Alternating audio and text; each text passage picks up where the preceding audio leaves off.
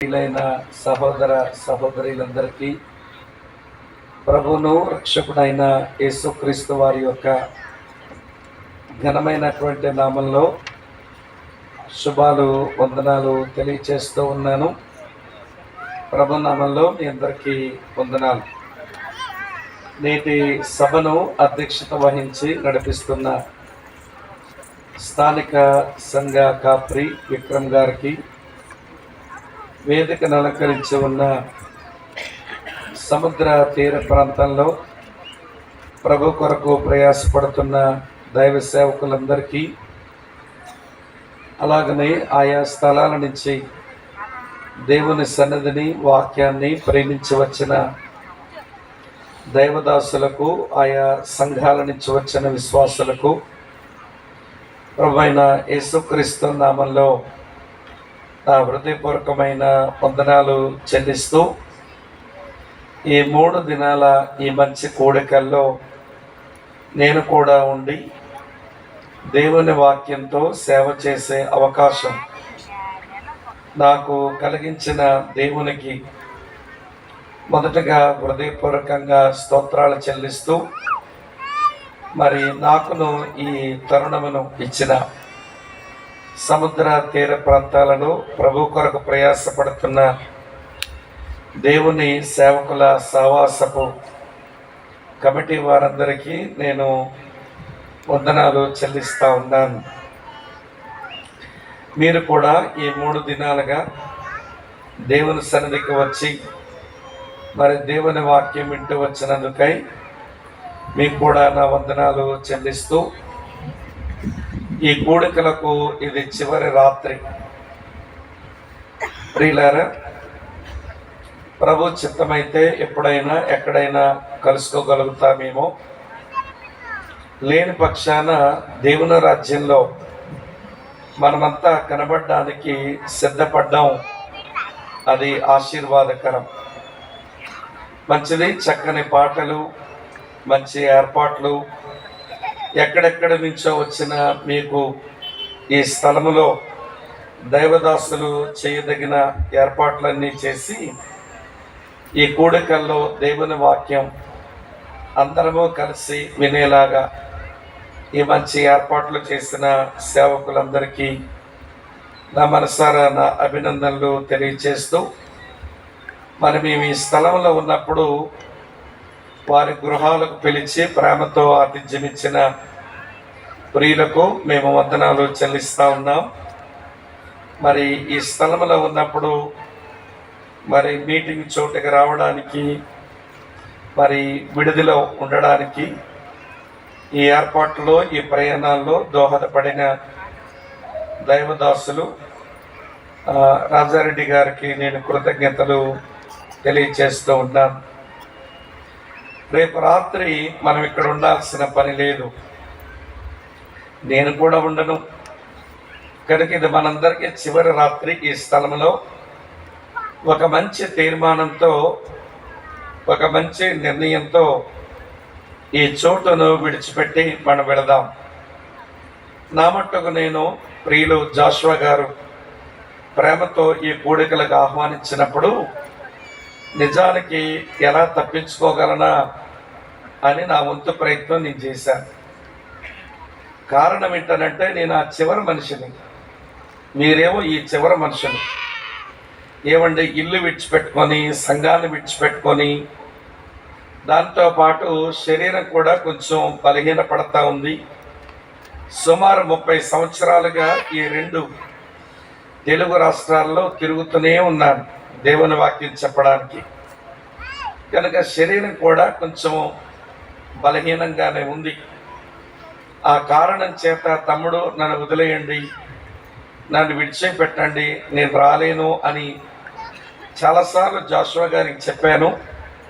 కానీ మీ అందరి ప్రేమ, మీ అభిమానం, అలాగనే దేవుని సేవకుడు గట్టి పట్టు పట్టిన కారణం చేత వీటన్నిటికి మించి దేవుని యొక్క అనాదికాల సంకల్పం ఉంది కనుక రాగలిగాను.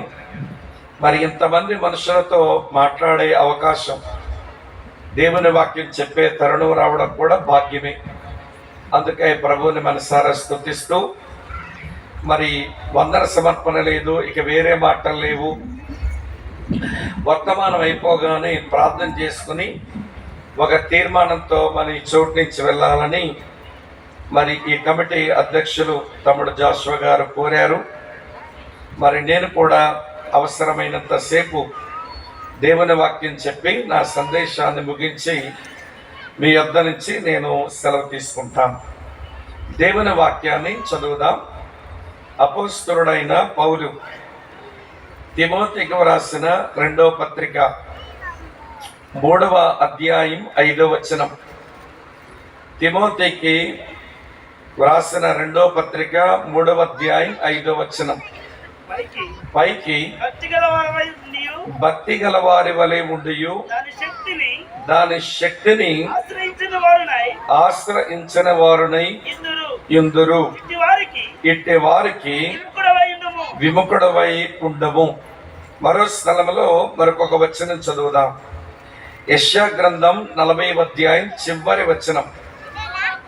యెహోవా కొరకు ఎదురు చూచువారు నూతన బలం పొందుదురు, వారి పక్షిరాజు వలె రెక్కల చాపి పైకి ఎగురుదురు, అలయక పరిగెత్తుదురు, సొమ్మసిల్లక నడిచిపోదురు. దేవుడు ఈ వచనాలు ఈ సభల కొరకై ఆశీర్వదించునుగాక. ఆమెన్ చెప్పండి. మరి 3 దినాలు ఏదైనా ఒక అంశం మీ ముందు పెట్టి సందేశాలు ఇవ్వటం మంచిదని నా మట్టుకు నేను ఆలోచిస్తూ ప్రార్థిస్తూ ఉండగా ప్రభువు నా ముందు పెట్టిన వచనమే మీతో పంచుకున్నాను. 2 తిమోతి 3:5 ఆధారంగా చేసుకుని పైకి భక్తి గల వారి వలె ఉండి లోపల శక్తిని ఆశ్రయించిన వారుగా ఉండకూడదని, మనం ఆశ్రయించవలసిన శక్తులను గూర్చి మొన్న ఉదయం నుంచి నేను వరుసగా మాట్లాడుతూ వచ్చాను. మన భక్తి బయట కనబడుతుంది, లోపల శక్తి ఉండాలి. ఏమేమి శక్తులు కలిగి ఉండాలి, ఏ శక్తిని మనం ఆశ్రయించాలో నేను మొన్న ఉదయం సేవకులతో సువార్త శక్తిని గురించి చెప్పాను. మొన్న రాత్రి ఈ స్థలంలో రక్తపు శక్తిని గురించి చెప్పాను. నిన్న ఉదయం ఈ స్థలంలో పిండాల్లో ఆత్మశక్తిని గురించి మీతో చెప్పాను. నిన్న రాత్రి ఈ స్థలంలో వాక్యపు శక్తిని గురించి మీతో చెప్పాను. ఈరోజు ఉదయం ఆ పిండాల్లో దేవుని సన్నిధి శక్తిని గురించి మీతో చెప్పాను. చివరగా నేను చెప్పవలసిన విషయం దేవుని కొరకు కనిపెట్టడంలో శక్తి. ఈ శక్తిని ఆశ్రయించి మనం బ్రతకాలి. తల వంచండి, కళ్ళు మూసుకోండి, ప్రార్థన చేద్దాం. పిల్లలు కలిగిన తల్లిదండ్రులు మీ పిల్లల్ని కొంచెం కూర్చునేలాగా సావధానంగా అందరూ వాక్యం వినగలుగునట్లుగా మీరు సహాయపడండి. మీ పిల్లలు దేవుని పనికి అభ్యంతరాలుగా ఉండకుండా చూడండి. ప్రేమ కలిగిన మా ప్రియమైన తండ్రి, మీకు కృతజ్ఞతలు. నీ పిల్లలంగా మీ సన్నిధికి మేము వచ్చాము.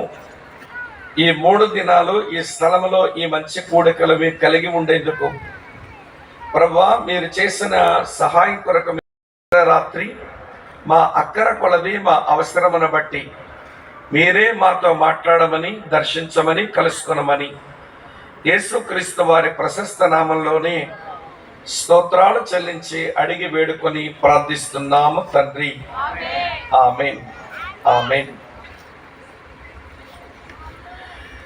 ప్రభువునందు ప్రియ సహోదర సహోదరులారా,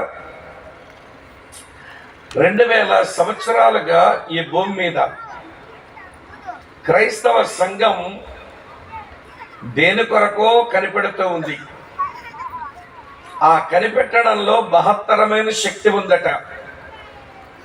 అందుకే భక్తుడు అన్నాడు, యెహోవా కొరకు ఎదురు చూచువారు నూతన బలం పొందుతారు అన్నాడు. దేవుని కొరకు కనిపెట్టడంలో శక్తి. 2000 సంవత్సరాలుగా క్రైస్తవ సంఘం దేని కొరకు కనిపెడుతుంది అని అంటే, బెత్లెహేములో పశువుల శాలలో పశువుల తొట్టెలో పరుండబెట్టబడిన ఆ బాలుడైన యేసు శిలువ మీద మనుషులందరి పాపం కొరకు ఆయన మరణించి మృత్యుంజయుడై తిరిగి లేచి వెళ్ళిపోయినాడు. ఆ వెళ్ళిపోయిన ఆయన మళ్ళీ వస్తాను అని చెప్పాడు. ఆ కారణం చేత 2000 సంవత్సరాలుగా ఈ భూమి మీద క్రైస్తవ సంఘం యేసు రాకడ కొరకు కనిపెడుతూ ఉంది. కనుక ఇక్కడ కూర్చున్నటువంటి మనమంతా కూడా మన నిరీక్షణ ఏమిటి అంటే, ప్రభువైన యేసుక్రీస్తు వారు వస్తారు. ఆయన రక్తములో కడగబడి, ఆయన రక్తముతో కొనబడి, ఆయన శరీరముగా సంగముగా తయారైన ఈ మనుషులందరినీ కూడా ఆయన తీసుకుని వెళతాడు అనేటువంటి ఒక నిరీక్షణతో బ్రతుకుతున్నది క్రైస్తవ సంఘం. మీకు ఒక విషయం చెప్పాలి. యేసయ్య రాకడ గురించి ప్రసంగాలు చేసుకుంటున్నాము, పాటలు పాడుకుంటున్నాము, కానీ ఏమాత్రం ఆయన రాకడ విషయమైన గ్రహింపుతో మనం బ్రతుకుతున్నాము అన్నదే ప్రశ్న. నేను ఇలా చెప్తాను. మెయిన్ లైన్ చర్చెస్ వాళ్ళు అనగా బ్యాప్టిస్ట్, లూథరన్, మెథడిస్ట్, సిఎస్ఐ ఇలాంటి మెయిన్ లైన్ చర్చెస్ లో ఉండే వాళ్ళు పాడతారు యేసయ్య రాకడ గురించి. రాజాదిరాజా రావే, రాజులకు రాజువై రావే, రాజయేసు రాజ్యమేల రావే అని పాడతారు. తర్వాత కొన్ని ఎవాంజలికల్ గ్రూప్స్ అనగా బ్రదరన్ వాళ్ళు, అలాగనే ప్రియమైన స్నేహితులారా చక్కని బ్రదర్ బక్సింగార్ గ్రూప్ వాళ్ళు, వీళ్ళు ఎవాంజలికల్ గ్రూప్స్ అంటారు. సువార్తీకరణ ఉద్యమాన్ని తీసుకుని వచ్చిన గుంపులవి. కనుక సువార్తీకరణ ఉద్యమ గుంపులైన వీరు కూడా యేసు రాకడ గురించి పాడుతూనే ఉన్నారు. గగనము చించుకొని యేసు గరుడను తీసుకొని వేవేల పరిశుద్ధులతో వేగము రానుండే అని వాళ్ళు పాడుతున్నారు. సరే, పెంతెకోస్తు ఏమైనా తక్కువ తిన్నారా? వీళ్ళు కూడా చాలా బాగా పాడుతున్నారు. యేసు రాజుగా వచ్చుచున్నాడు, భూలోకమంతా తెలుసుకుంటారు, రావి కోటి తేజుడు, రమ్యమైన దేవుడు రారాజుగా వస్తున్నాడు అని వీళ్ళు కూడా పాడుతున్నారు. ప్రియులారా, యేసు రాకడ గురించి పాడని వారెవరు, ప్రసంగించిన వారెవరు? కనుక పాడుతున్నాము, ప్రసంగిస్తున్నాము. కానీ నాదో ప్రశ్న ఏంటి అనంటే, ఈరోజు మనము జీవిస్తున్న జీవితం, ఈరోజు మనం దాచుకున్న పైసలు, ఈరోజు మనం కట్టుకున్న ఇల్లులు యేసు ప్రభు త్వరగా వస్తాడు అన్నట్టే ఉన్నాయా? ప్రియులారా, ఈరోజు మనం దాచుకున్న పైసలు, ఈరోజు మనం కట్టుకున్న ఇల్లులు, ఈరోజు మనం జీవిస్తున్న జీవన విధానం అప్పుడే యేసు ప్రభు లార్డ్లే ఏమో అని చెప్పాడు కానీ ఎప్పుడో వస్తాడులే అన్నట్టుగా ఎంతో నిర్లక్ష్యంగా, ఎంతో నిర్లిప్తంగా బ్రతకడం మనకు అలవాటైపోయింది. పాటలకు మళ్ళీ తక్కువ లేదు, ప్రసంగాలకి తక్కువ లేదు. ఇప్పుడు వచ్చినప్పుడు కానుకలు పట్టినప్పుడు పాడారుగా రెండో పాట, మళ్ళీ అది యేసయ్య రాకడ గురించే పాడారుగా మీరు ఇప్పుడు. మంచిది మరి, కానీ ఆయన వస్తాడని పాడుతున్నాము, ఆయన వస్తాడని ప్రసంగిస్తున్నాము. ఆయన వస్తాడు అనేటువంటి ఆ నిరీక్షణ మన జీవన విధానాన్ని, మన ఆర్థిక స్థితిగతులను, లేకపోతే మన నివాసాలను కట్టుకునే విధానాలలో కొన్ని పెనుమార్పులు తీసుకుని రావాలి. కానీ ఈ రోజున మనం పాడుతున్నామే కానీ నిజముగా ఆయన వస్తాడు అన్నట్టుగా జీవించడం మనకి చేత కావడల్లా. అందుకే యేసయ్య వస్తాడు, మారుమనసు పొందండిరా, రక్షణ పొందండి, లేకపోతే శ్రమల్లో మీరు విడిచిపెట్టబడతారు, చివరికి నరకానికి వెళ్ళిపోతారు అని మన లోకాన్ని కరుస్తుంటే లోకస్తులు ఏమంటారు తెలుసా?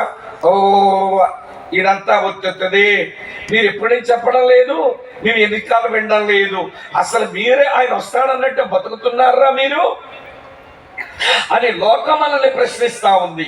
నేను మీకు చెప్పగోరే విషయం ఏంటో తెలుసా? మన పాటలా పాడుతున్నాం, ప్రసంగాలా చేస్తున్నాం, ఆయన కొరకు కనిపెడుతున్నాము అన్నట్టుగా ఉన్నాము. కానీ మనం జీవించిన జీవన విధానం, మనం దాచుకున్న పైసలు, మన కట్టుకున్న ఇల్లులు ఆయన త్వరగా వస్తాడు అన్నట్టుగా లేవు. జోక్ కాదు కానీ నిజం చెప్తాను వినండి. హైదరాబాద్లో ఒకసారి అంత్యకాల సంభవాలు అనే దాని మీద బోధ చేయమన్నారు. అంత్యకాలంలో ఎలాంటి సంభవాలు జరుగుతాయి అని బోధ చేయమంటే, ఈ అంత్యకాల సంభవాల గురించి మాట్లాడే క్రమంలో యేసు ప్రభు రాకడ గురించి మాట్లాడడం మొదలుపెట్టి మళ్ళీ 1000 ఏళ్ల పాలన వరకు ఒక 10 సంభవాలు చెబుదామని 5 రోజులకు రోజుకు 2 అంశాలు చెప్పున 10 అంశాలు చెప్పాలని నేను చెప్పడం మొదలుపెట్టా. వింటున్నారా మీరంతా? చెప్పడం మొదలు పెడితే ఆ గుంపులోకి వచ్చిన యవనస్తుడు సంబరపడి నాకు ఎదురుకు వచ్చి, అన్నా యేసయ్య రాకడ గురించి ఏమి చెప్పినావన్నా నాకు భలే అర్థమైంది అన్నాడు. మంచి తమ్ముడా అన్నాను. చూడండి అన్నా, నోట్స్ మీరు వేసిన బొమ్మలన్నీ వేసేసుకున్నాను, చాట్లన్నీ వేసేసుకున్నాను, రెఫరెన్స్లన్నీ వేసేసుకున్నాను అన్నాడు. సరే ఇవన్నీ రాసుకున్నావు కానీ ఆయన రాకడ గురించి నీకు అర్థమైందా అన్నాను. అర్థం అవ్వడం ఏంటన్నా, నాకు చాలా బాగా గ్రహించినాను అన్నాడు. అని వెంటనన్నాడు, అన్న మాది శ్రీకాకుళమేనన్నా అన్నాడు. కొంత ప్రాంతీయ పిచ్చులు ఉంటాయి కదా, నేను శ్రీకాకుళం వాడినని అన్న మాది శ్రీకాకుళమేనన్నా అన్నాడు. మంచి తమ్ముడు ఏ ఊరు అంటే ఊరేదో చెప్పాడు. సరే అన్నాను, నువ్వు ఈ సంఘానికి ఎప్పటి నుంచి వస్తున్నావు అని అంటే ఏదో సమయం చెప్పాడు. నువ్వు నమ్మకంగా ప్రభుని వెంబడించయ్యా, దేవుని వాక్యం నేర్చుకో, దేవుల్లో ఎదుగు అని చెప్పిన తర్వాత మరి నేను వెళ్ళనా అంటే, అన్న నాది చిన్న రిక్వెస్ట్ అన్నాడు. ఏంటది అన్నా. వెంటనే అంటాడు, అన్న ఏమి లేదన్నా, మన పరిశుద్ధ సమాజ కూడికలు జరుగుతాయి కదా ప్రతి సంవత్సరం, నీలాంటోడివి వాక్యం చెప్పడానికి శ్రద్ధ బాగుంటుందో ప్రతి సంవత్సరం నువ్వే స్పీకర్గా రావాలన్నా అన్నాడు. ప్రతి సంవత్సరం సభలకు నువ్వే స్పీకర్గా రావాలన్నా అన్నాడు. సరే ఆ మాట విని నేను కొంచెం ఏమంటే నవ్వుతున్నాను. మళ్ళీ మీటింగ్లు ఎందుకు తమ్ముడు, మళ్ళీ నేను రావడం ఎందుకు తమ్ముడు, ఆయన వస్తాడు మనం వెళ్ళిపోతాం కదా అన్నాను. ఆడ అమాయకంగా అంటాడు, ఎల్లోడు వెళ్తాడులే అన్నా, నువ్వు రావాల్సిందే, కూటం పెట్టాల్సిందే అంటున్నాడు. మీకు అర్థం కాదా? ఏమంటున్నాడండి ఈ అబ్బాయి? ఎల్లోడు వెళ్తాడులే అన్నా, నువ్వు రావాల్సిందే, మీటింగ్లు జరగాల్సిందే అంటున్నాడు. అంటే ఆడు వెళ్ళడంట, నన్ను వెళ్ళనీయడంట. చూడండి క్రైస్తవుల గ్రహింపు ఎలాగుంటుందో. పాటలా ఆయన రాకడ గురించి పాడతాం, ప్రసంగాలు ఆయన రాకడ గురించి చెప్పుకుంటాం, కానీ రాకడ గురించి సిద్ధపాటు ఏది? ఆయన వస్తాడు, నేను బ్రతుకుంటే ఎత్తబడాలి, ఒకవేళ నేను చచ్చిపోతే, నేను పాతి పెట్టబడితే ఆయన వచ్చినప్పుడు పునరుత్థానం వచ్చింది, నేను మేఘాల మీద నా యేసు దగ్గర వెళ్ళాలన్న నిరీక్షణేది? పాటలా పాడుతున్నాము, ప్రసంగాలా చెప్పుకుంటున్నాము. ఈ అమాయకుడైన అబ్బాయిలాగే వినండి, ఆయన రాకడ కొరకైన సరైన నిరీక్షణతో బతకడం మనకు చేతనవ్వలేదండి. అందుకని యేసుని ఎరగని అవతల విశ్వాసములన్న వారు యేసయ్య వస్తాడు తీసుకుని వెళ్తాడు అంటే మీరు జీవించిన జీవితంలో ఆయన వస్తాడన్నట్టుగా మీరు బతకడం లేదు కదా, మీరెందుకు నమ్మాలి అని వాళ్ళు ఎగతాళి చేస్తున్నారు, అపహాస్యం చేస్తున్నారు, ఎక్కిరిస్తున్నారు. యేసయ్య రాకడ అనే విషయం వెక్కిరింతల పాలైపోయింది నీ వల్లే.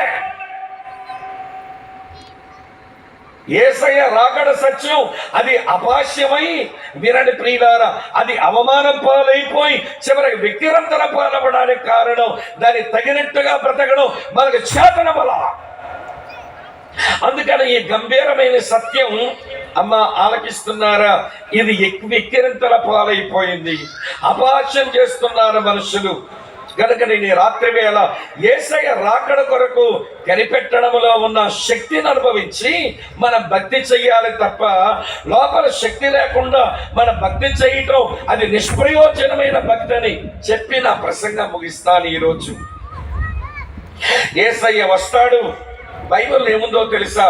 ఏదైనా ఒక విషయం నమ్మాలి అని అంటే 2 లేక 3 సాక్షులు అవసరమట. చదువుతాను చూడండి, ఇక్కడి నుంచి వాక్యాలు చూడండి. కొరింథీయులకు రాసిన 2వ పత్రిక 13వ అధ్యాయం 1వ వచనం చూడండి. ఈ 3వసారి నేను మీ యొద్దకు వచ్చుచున్నాను, 2 3 సాక్షుల నోట ప్రతి మాట స్థిరపరచబడవలెను.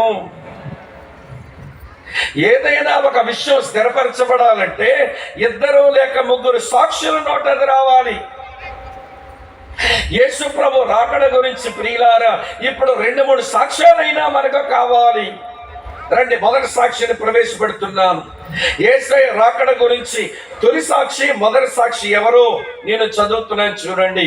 యోహాను సువార్త 14వ అధ్యాయం, యోహాను సువార్త 14వ అధ్యాయం 1 నుంచి ఇలా రాసి ఉంది. మీ హృదయాలు కలవరపడనీయకండి. దేవుని యందు విశ్వాసం ఉంచారు, నా యందు విశ్వాసం ఉంచండి. నా తండ్రి ఇంట అనేక నివాసముల కలవు, లేని ఎడల మీతో చెప్పుదును. మీకు స్థలము సిద్ధపరచ వెళ్ళుచున్నాను. నేను వెళ్ళి మీకు స్థలము సిద్ధపరిచిన ఎడల నేనుండు స్థలములో మీరు ఉండులాగున. ఈ మాట గమనించండి. మరలా వచ్చి నా యొద్ద ఉండుటకు మిమ్మల్ని తీసుకొని పోవదును. ఎవరండి ఈ సాక్షి? యేసుప్రభువే ఈ సాక్షి, దేవుని కుమారుడే సాక్షి. ఆయన అన్నాడు, నేను మళ్ళీ వస్తాను, మీరు నా యొద్ద ఉండినట్లు నేను మిమ్మల్ని తీసుకుని పోతాను అన్నాడు. ఇది దేవుని కుమారుడి సాక్ష్యం. అమ్మా, వింటున్నారా? మనసులో పెట్టండి. 2 లేక 3 సాక్షులు ఉండాలిగా. మొదటి సాక్షి దేవుని కుమారుడే తన రాకడ గురించి ఆయనే చెప్పేసుకున్నాడు. రెండవ సాక్షిని ప్రవేశపెడుతున్నాను చూడండి. అపోస్తుల కార్యాలు 1వ అధ్యాయం. అపోస్తుల కార్యాలు 1వ అధ్యాయం చదువుతున్నాను. 11వ వచనం ఇలా ఉంది. సముద్ర పొడ్డునున్న ఆ మనుషులతో ఇలా మాట్లాడుతున్నారు దేవదూతలు. హే గలిలయ మనుషులారా, మీరెందుకు నిలిచి ఆకాశం వైపు చూస్తున్నారు? మీ యొద్ద నుంచి పరలోకమునకు చేర్చుకొనబడిన ఈ యేసే ఏ రీతిగా పరలోకమునకు వెళ్ళుట మీరు చూచితిరో ఆ రీతిగానే ఆయన తిరిగి వచ్చునని వారితో చెప్పిరి. ప్రియ సోదరి స్నేహితులారా, ఇది ఎవరి సాక్ష్యం అనంటే దేవదూతల సాక్ష్యం. దేవుని కుమారుడా, నేను మళ్ళీ వస్తాను, మిమ్మల్ని తీసుకుపోతాను అన్నాడు. ఇప్పుడు దేవుని దూతలా, ఏ గెల్లై మనుషులారా, మీరు ఎందుకు అలా ఈ తేరి చూస్తున్నారు? మీ యొద్ద నుంచి కొనుకోబడిన యేసే ఎలా కొనుకోబడ్డాడో అలాగే వస్తాడు అని చెప్పి దేవదూతలకు కూడా సాక్ష్యం ఇచ్చారు. అమ్మా, వింటున్నారా? ఇది రెండవ సాక్ష్యం. మూడవ సాక్ష్యాన్ని ప్రవేశపెడతారు, వినండి. దేవుని కుమారుని సాక్ష్యం, దేవుని దూతల సాక్ష్యం. మూడవ సాక్ష్యం చదువుతాను చూడండి. అపోస్తలుడైన పౌలు తెస్సలోనికీయులకు రాసిన మొదటి పత్రిక 4వ అధ్యాయం 16వ వచనం చూడండి. ఆర్భాటంతోనూ ప్రధాన దూత శబ్దముతోనూ దేవుని బోరతోనూ పరలోకము నుండి ప్రభు దిగివచ్చును అని రాసి ఉంది. ఇది ఎవరి సాక్ష్యం అంటే దేవుని సేవకుని సాక్ష్యం. నేను మళ్ళీ వస్తాను, మిమ్మల్ని తీసుకుని పోతాను అని దేవుని కుమారుడు సాక్ష్యం ఇచ్చాడు. ఈ సత్యానికి దేవుని దూతలు సాక్ష్యం ఇచ్చారు. ఈ సత్యానికి దేవుని సేవకుడు సాక్ష్యం ఇచ్చాడు. అంటే ఇప్పుడు మాట్లాడుకుంటున్న యేసుక్రీస్తు యొక్క రాకడ అనే సత్యం, ఇది నమ్మదగిన సత్యం. ఇదేదో అనగనగా అని చెప్పే పుక్కిట పురాణమో ఇతిహాసమో ఏమండి, ఇది ఒక కథ కాదు. 3 సాక్షులు దీన్ని రూఢిపరుస్తున్నారు. యేసుప్రభు వస్తానని చెప్పాడు, వచ్చాడు, వెళ్ళిపోయాడు. మళ్ళీ రెండోసారి వస్తానని చెప్పాడు, వచ్చి తీరుతాడు. ఆయనే చెప్పాడు వస్తానని, దేవదూతలు చెప్పారు, దేవుని సేవకుడు చెప్పాడు. అయితే విషయం నమ్మడానికి వచ్చేసరికి చాలా కష్టంగా ఉంది. ఎందుకంటే 2000 సంవత్సరాలు అయిపోయింది, ఆయన వస్తానని చెప్పి రాలేదే. మీరు అలా అంటే ఆదికాండం 3వ అధ్యాయం 15వ వచనంలో నేను స్త్రీ సంతానంగా వస్తానని చెప్పి కొన్ని 1000 సంవత్సరాలు అయిన తర్వాత ఆయన స్త్రీ సంతానంగా వచ్చాడే. అప్పుడు 1000 సంవత్సరాలు అయ్యింది, ఇప్పుడు 1000 సంవత్సరాలు అవుతుంది. ఆయన మాట ఇచ్చినటువంటి వాడు నీలాంటి నాలాంటి మనిషిగాడు. చదవమంటారా ఆయన ఎట్లాంటి వాడు? చదువుతున్నాను చూడండి. సంఖ్యాకాండం 23వ అధ్యాయంలో 19వ వచనం ఇలా రాసి ఉంది. సంఖ్యాకాండం 23వ అధ్యాయం మీ కొరకే చదువుతున్నాను. 19వ వచనం. దేవుడు అబద్ధమాడుటకు ఆయన మానవుడు కాడు, పశ్చాత్తాపడుటకు ఆయన నరపుత్రుడు కాడు. ఆయన చెప్పి చెయ్యకుండునా, ఆయన మాట ఇచ్చి స్థాపించకుండునా. దేవుడు మాట ఇస్తే మనిషి ఇచ్చినట్టు కాదు. మనుషుల మాటిస్తాము, మాట మీరిపోతాము. మనం అపనమ్మకస్తులమైన మనుషులం. అమ్మ శ్రద్ధగా వినండి, పిల్లలతో ఆడుకోకండి. మన అపనమ్మకస్తులైన మనుషులు, కానీ దేవుడు మాత్రం భలే నమ్మదగినవాడు. ఆయన మాట ఇచ్చి తప్పిపోతాడా? ఆయన చెప్పి చేయకుండా ఉంటాడా? ఈ విషయాన్ని హెబ్రీ గ్రంథకర్త ఒక్క మాటలో ఇలా తేల్చి చెప్పాడు. హెబ్రీలకు రాసిన పత్రిక 10వ అధ్యాయం 23వ వచనంలో ఇలా రాసి ఉంది. హెబ్రీ పత్రిక 10:23 చూడండి.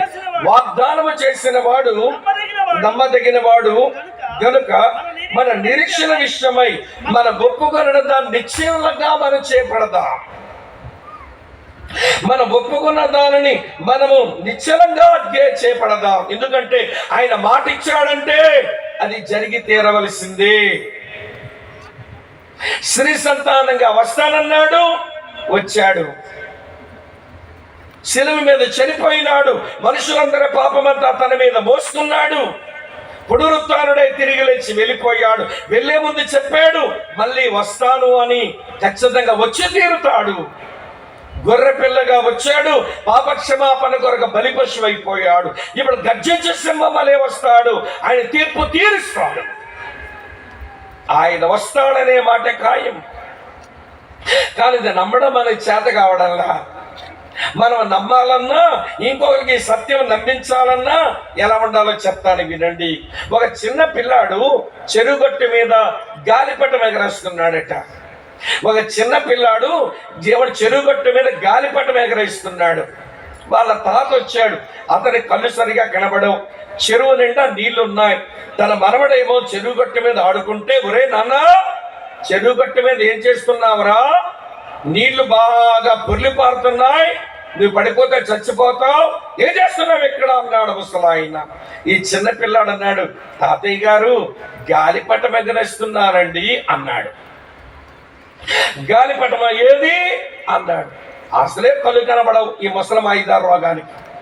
ఏమండి, కళ్ళు కనబడకుంటే ఉంది ఈ మాయిదారు రోగం. కంటి జబ్బులు ఉన్నాయి, కనబడవు అసలే మామూలుగా. అందులో ఎక్కడో గాలిపటం ఉంటే ఏం కనబడుద్ది? ఈ ముసలాడు అన్నాడట, ఏమరా మనవడా, నన్ను మోసం చేద్దాం అనుకుంటున్నావా? ఏది గాలిపటం? నాకు కనబడదే అన్నాడట. అప్పుడు చిన్నపిల్లాడు అన్నాడు, తాతయ్య, నీకు 10 అడుగులు దూరం ఉన్నదే కనబడదు, ఎక్కడో ఉన్న గాలిపటం నీకేం కనబడుతుంది? మరి ఎట్లరా నువ్వు గాలిపటం ఎగరేస్తున్నావు, నమ్మేది ఎట్లా అన్నాడట. అప్పుడు చిన్న పిల్లాడు అన్నాడు, తాతయ్య గారు, నా చేతిలో దారం ఉంది, ఇది పట్టుకొని లాగండి ఒకసారి. గట్టిగా ఉంటే అక్కడ ఏమున్నట్టు? ఇదన్నా చెప్పండి మా తల్లి, గాలిపటం అన్నట్టు. దేవుడి తాడుగా లూజ్ అయిపోతే అక్కడ ఏమి లేనట్టు, గాలిపటం లేనట్టే. లాగట తాతయ్య అన్నాడట. అప్పుడు ఆ ముసలాయన వచ్చి దారం ఇలా లాగుతుంటే గట్టిగా ఉందట. అంటే అక్కడ ఏముందన్నమాట, యేసయ్య వస్తాడు, ఆయన రాకడ ఉందని మనం చెబితే అది కనబడనంత దూరంగా ఉంది. గాలిపటం లాగా యేసయ్య రాకడ సచ్చు నువ్వు నమ్మాలి. ఇంకో నమ్మించాలంటే నీ విశ్వాసపు, నీ నిరీక్షణ తాడు లాగమని చెప్పాలి. నీ దారమే లూజ్ అయిపోయి, నీ దారమే లూజ్ అయిపోతే ఇక ఎవరికి విశ్వాసం వచ్చింది? నాని కట్టుకున్న ఇల్లే నాకు శాశ్వతం అన్నట్టే కట్టావుగా, నా డబ్బే నాకు శాశ్వతం ఉంటుందని బ్యాంకులోను వడ్డీలకు ఇచ్చి డబ్బులు దాచుకున్నావుగా, యేసుప్రభుడే రాడులే అని ఎగాదిగా ఎడపెడ బతికేస్తున్నావుగా. నీ విశ్వాసపు నిరీక్షణ దారమే లూజ్ అయిపోయింది. ఇక ఎవడు నమ్ముతాడు? యేసుప్రభు త్వరగా వస్తాడనంటే. అమ్మా వింటున్నారా? ఇంకొక మంచి సంగతి చెప్తాను వినండి. అమెరికా దేశపు గవర్నర్, అతను గవర్నర్ హోదా కలిగిన వాడు. సెనెట్ మెంబర్స్ అంటారు. అలాంటి సెనెట్ మెంబర్స్ ని వారు వేరే వేరే దేశాలకు ఎవడ రాయబారులుగా పెడతారు, అంబాసిడర్స్ అని అంటారు. అమెరికా దేశానికి ఎవడైనా వెళ్ళాలని దరఖాస్తు పెట్టుకుంటే ఈ అంబాసిడర్ గా కూర్చున్న ఆయన వాళ్ళ దరఖాస్తు అంతా కూడా చూసి అతను అనుమతిస్తేనే ఆ దేశానికి వెళ్ళొచ్చు అన్నమాట. ఇప్పుడు ఈ అమెరికా దేశపు సెనెట్ మెంబర్, వినండి ప్రియ స్నేహితులారా, వేరొక దేశంలో అంబాసిడర్ గా డ్యూటీ చేస్తుంటే సడన్ గా ఫోన్ వచ్చింది. ఏంటంటే ఫోన్, అమెరికాకు రావాలి వెంటనే అని. సరే ఇతను ఆదరాబాదరాగా బయలుదేరి మొత్తానికి అమెరికాకు పోగానే ఎయిర్పోర్ట్ లో దిగ్గానే వాళ్ళు ఏం చేశారో తెలుసా, మీరు త్వరగా రండి అని చెప్పి తిన్నగా ఒక సమాధుల దొడ్డుని తీసుకుపోయారు. ఇంతగా సమాధుల దొడ్డు ఎవరిదంటే నల్ల జాతీయుల సమాధుల దొడ్డు. ఆ రోజుల్లో నల్లాళ్ళు తెల్లాళ్ళు అనే వివక్ష ఉండేది. నల్లాళ్ళని చిన్న చూపు చూసేవారు. అబ్రహం లింకన్ గారు లేకపోయి ఉంటే ఈ రోజుకి నల్లోళ్ళ బతికి అమెరికాలో ఎట్లుండనో ఏమో గాని ఆయన పోరాడాడు. ఆయన పోరాడక మునుపు నల్ల జాతీయుల మీద వివక్ష ఉండేది గనక చిన్న చూపు చూసేవాళ్ళు. వాళ్ళ సమాధుల దొడ్డులోనికి తెల్లాడెందుకు పోతాడు, దానికి తోడు అంబాసిడర్ ఎందుకు పోతాడు, దానికి తోడు సెనెట్ మెంబర్ ఎందుకు పోతాడు, దానికి తోడు గవర్నర్ హోదాన్నోడు ఎందుకు పోతాడు ఏమో. అక్కడ తీసుకుని వెళితే అక్కడ ఒక సమాధి డొక్కులో ఒక అమ్మ పెట్టబడి ఉంది. ఆ సమాధి డొక్కు దగ్గర ఆ అమ్మ దగ్గర నిలబడి వెక్కి వెక్కి ఏడుస్తున్నాడు తెల్ల ఆయన. మొత్తానికి సేవకులు వచ్చారు. సమాధి కార్యక్రమం అంతా చేసిన తర్వాత ఏమండి ఇతను అన్నాడట, నేను ఎప్పుడైనా చచ్చిపోతే ఈవిడ పక్కనే నాకు కొంచెం సమాధి చేస్తారా అని అడిగాడట. అక్కడ పక్కన ఉన్న వాళ్ళందరికీ ఆశ్చర్యం అనిపించింది. అదేంటండి, మీకు రాయల్ బరియల్ గ్రౌండ్ ఉంటుంది, అనగా దేశ అధినేతలను సమాధి చేసే స్థలం, అది వేరుగా అక్కడ మేము సమాధి చేస్తారు కదా, మీరు నల్లజాతీయుల సమాధుల దొడ్డులో మీరు సమాధి అడుగుతున్నారేంటి, ఇంతగా ఆవిడెవరు, ఆవిడికి నీకున్న సంబంధం ఏంటి అని అంటే చెబుతున్నాడు ఈ పెద్ద ఆయన, మా అమ్మ ఎలా ఉంటుందో నాకు తెలియదు, నాకు కొంచెం తెలిసి వచ్చేసరికి ఆ అమ్మ చచ్చిపోయింది. మా నాన్నగారు మరొక ఒక ఆమెని పెళ్లి చేసుకోకుండా నా ఆలనా పాలన చూడడానికి ఈ నల్లజాతి ఆమెను మా ఇంట్లో పని మనిషిగా మా నాన్నగారు తెచ్చారు. అమ్మ ప్రేమ ఎలా ఉంటుందో తెలియదు కానీ మా పని మనిషి మ్యాండీ, ఈవిడి గారి పేరు, మా మ్యాండీ అమ్మ అంత ప్రేమగా నన్ను చూసుకునేది. మా నాన్నగారు కూడా అంతే శ్రద్ధగా చూడరేమో, మా అమ్ముంటే ఎలా చూసేదో లేదో నాకు తెలియదు కానీ మా మ్యాండీ అమ్మ అంత ప్రేమగా నన్ను చూసుకునేది. నేను ఈ స్థాయికి రావడానికి ఈ మ్యాండీ అమ్మే కారణం. నా వాక్యం చెప్పింది, ప్రార్థన చేసింది, చదువుకు పంపించింది, ఆలనా పాలన చూసింది. అంతేకాదు నేను ఎప్పుడు ఆలస్యంగా నిద్రలేస్తుంటే నా దగ్గరకు వచ్చి, నాన్న సూర్యుడు ఉదయించాడురా లే అని నన్ను లేపేది.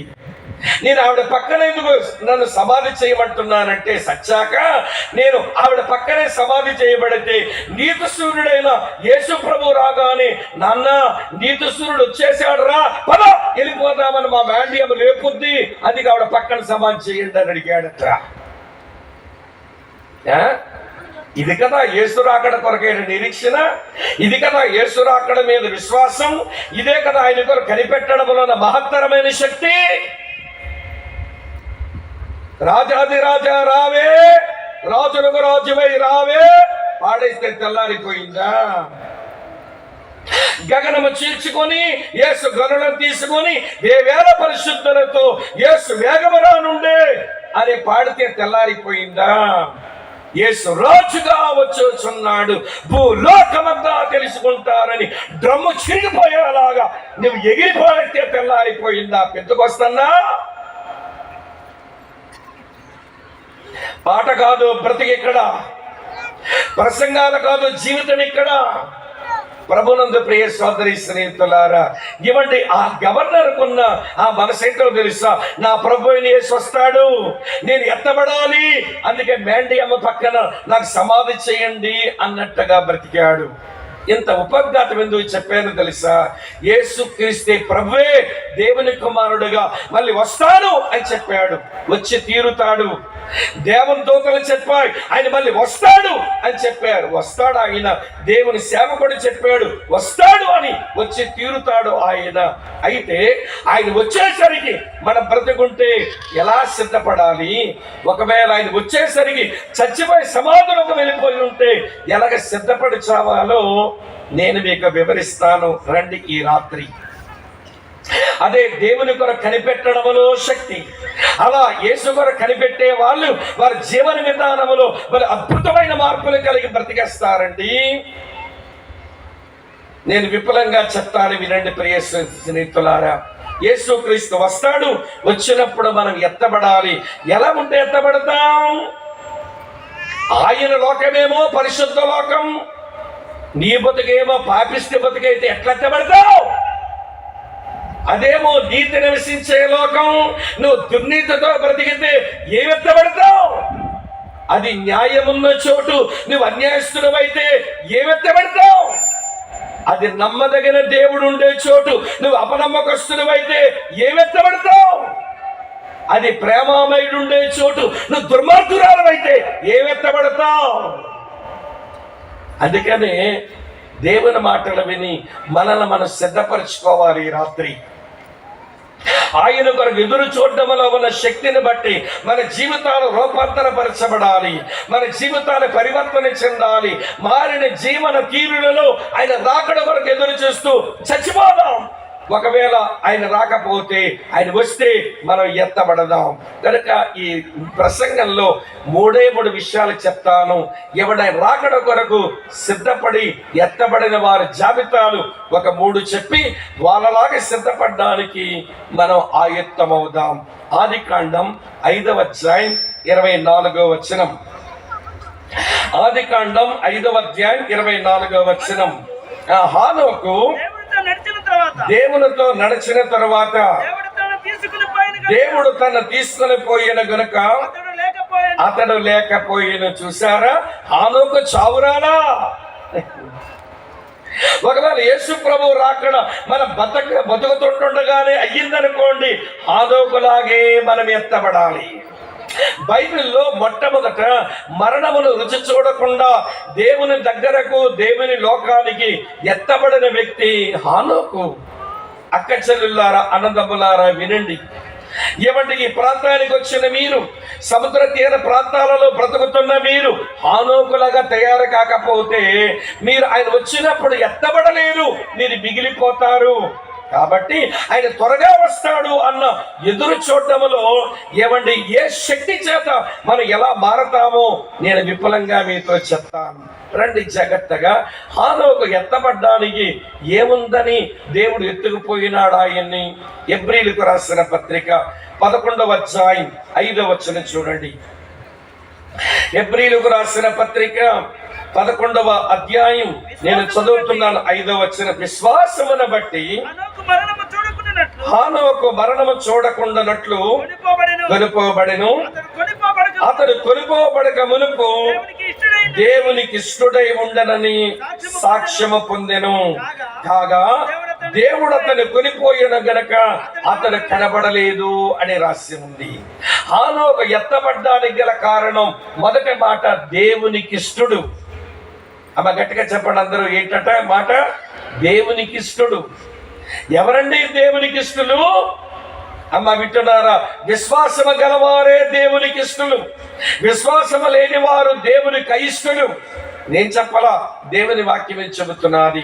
చదువుతాను చూడండి. కొరింథీయులకు రాసిన మొదటి పత్రిక 10వ అధ్యాయంలో 5వ వచనం ఇలా ఉంది. కొరింథీయులకు రాసిన మొదటి పత్రిక 10:5 చూడండి. అయితే వారిలో ఎక్కువ మంది దేవునికి ఇష్టలుగా ఉండకపోయేరు గనుక అరణ్యములో సంహరించబడి. కొన్ని లక్షల మంది బయలుదేరారండి ఐగుప్తు దేశం నుంచి కనాను దేశానికి. కానీ అరణ్యములో శవాలై రాలిపోయారట. ఎందుకనంటే వారు దేవునికి అయిష్టులైపోయారంట. ఏమిటి దేవునికి అయిష్టులవ్వడం అంటే? దేవుడు ఉన్నాడని, తన వెతికే వారికి ఫలము దయచేసేవాడని విశ్వాసం లేదు వీళ్ళకు.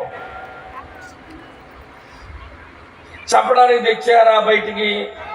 తినడానికి తిండి లేదు, తాగడానికి నీళ్లు లేదు, అక్కడ సమాధులు లేవని అక్కడ తీసుకొచ్చారా మమ్మల్ని అని అవిశ్వాసంతో దేవుని మీద సనుగుతున్నారు, సేవకుల మీద తిరుగుబాటు చేస్తున్నారు. చివరికి దేవుని శోధించారు, అరణ్యములో శవాలైపోయారు. నేను అనుకుంటాను, ఏమంటే వారు ప్రయాణం చేసిన అరణ్య భూమి అంతా ఒక శ్మశాన వాటికి అయిపోయింది. ఎందుకని? దేవునికి అయిష్టులు గనక.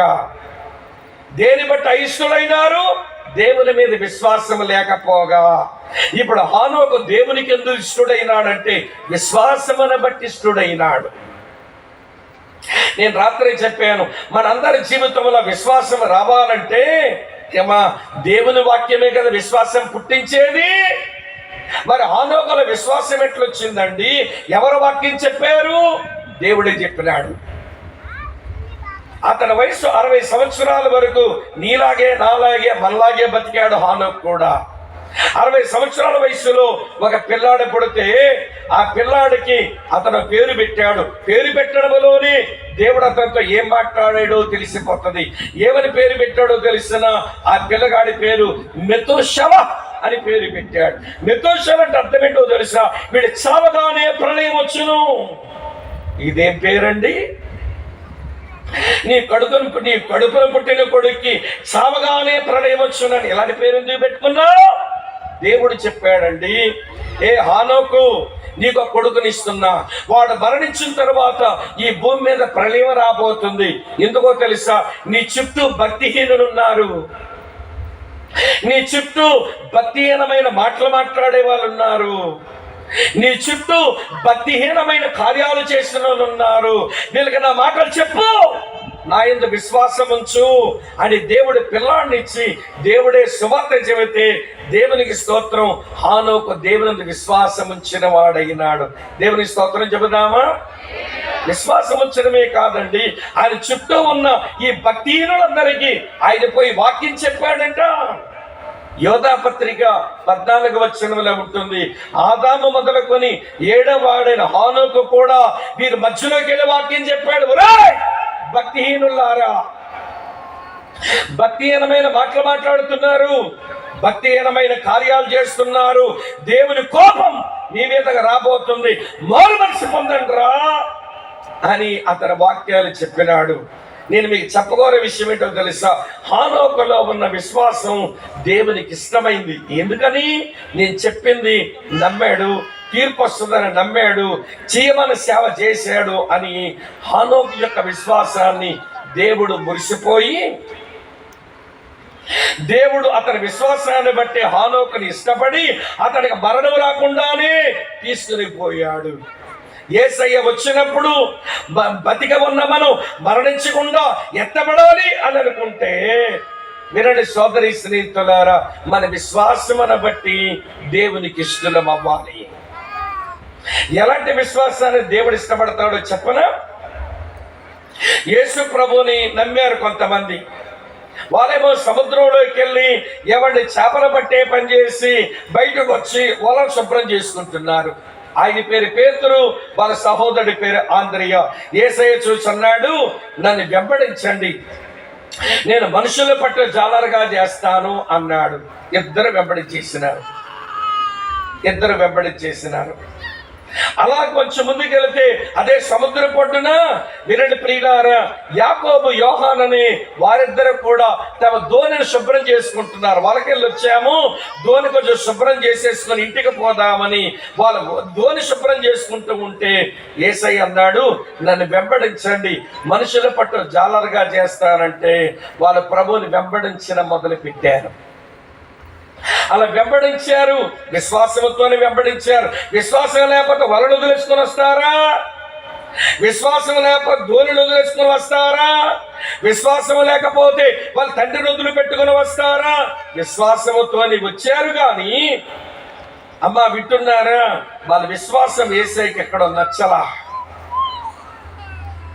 వారు కలిగి ఉన్న విశ్వాసం చేత దేవునికి ఇష్టలు కాలేకపోయారు. యేసయ్య కోపడ్డాడు.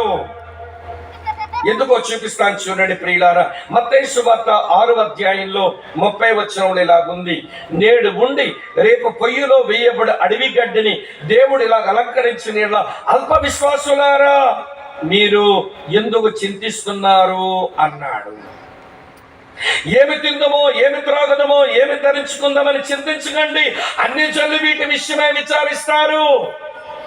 వలలు విడిచిపెట్టుకొని వచ్చారు, ధోని విడిచిపెట్టుకొని వచ్చారు, ఇంటి వారిని విడిచిపెట్టుకొని వచ్చారు.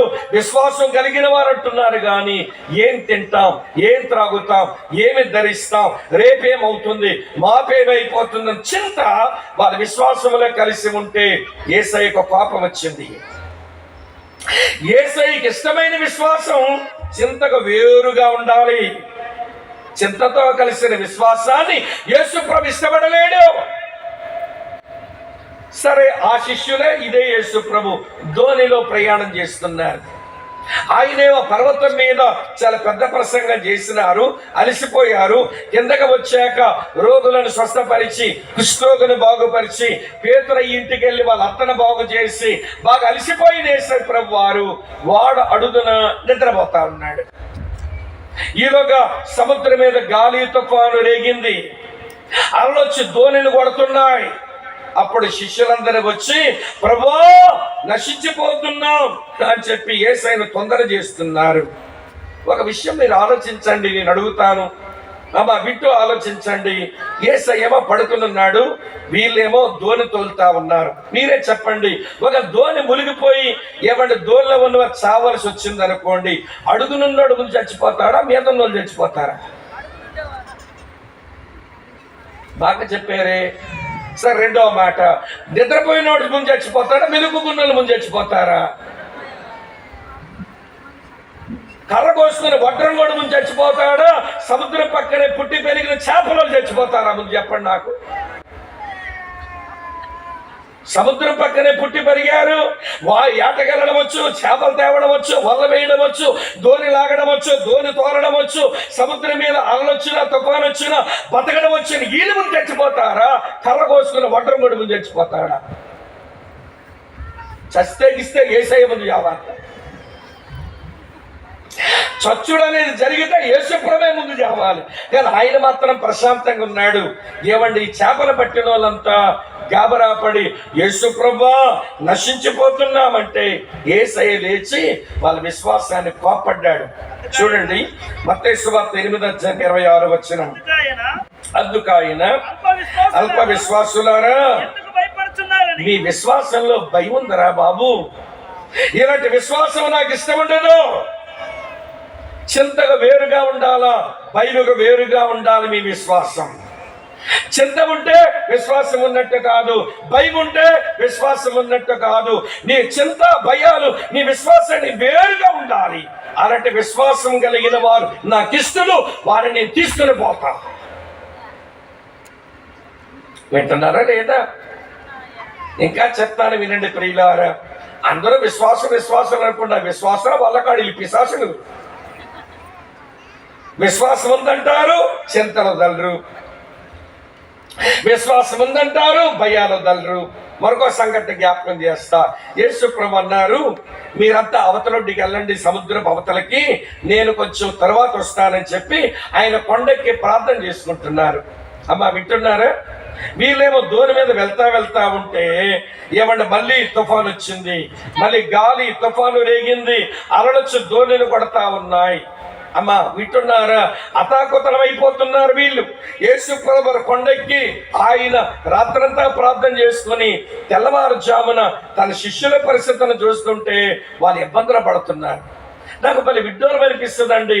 ఆయన ఎక్కడో కొండ మీద ఉన్నాడు, వీళ్ళెక్కడో సముద్రంలో అతాకుతలం అయిపోతుంటే ఎంత దూరం వెళ్ళినా తన శిష్యుల పరిస్థితిని చూడలేని వాడు కాదు యేసు. అది ఎంత చీకటైనా వారు పడుతున్న తిప్పలు చూడలేని వాడు కాదు యేసు. అమ్మా వింటున్నారా? అది గమనించిన ఆయన నేల మీద నడుచుకుంటూ వస్తున్నాడు. మీకు విషయం చెప్పనా? రాత్రంతా ప్రార్థన చేసుకునేవాడు నేల మీద నడిచి వస్తున్నాడు. ప్రార్థన లేని ఈ క్రైస్తవులు ఉప్పు నీళ్ళు తాగుతున్నారు సముద్రంలో. మీరేం చేస్తున్నారా? మీరు ఏమండి ధోని 12 మంది తోలాలా? ఏమండి ఎవరో 2-3 తోలుతారుగా, మిగులైన ప్రార్థన ఉండొచ్చుగా. ప్రార్థన లేని వీళ్ళు అతాకుతలం అయిపోతున్నారు. ప్రార్థన చేసిన నేల మీద నడిచొస్తున్నాడు. ఒక మర్మం చెప్పన, ప్రార్థనాపరుడు సమస్యల మీద నడుస్తారు, ప్రార్థన లేనోళ్ళు సమస్యల్లో ములుగు తేలుతుంటారు.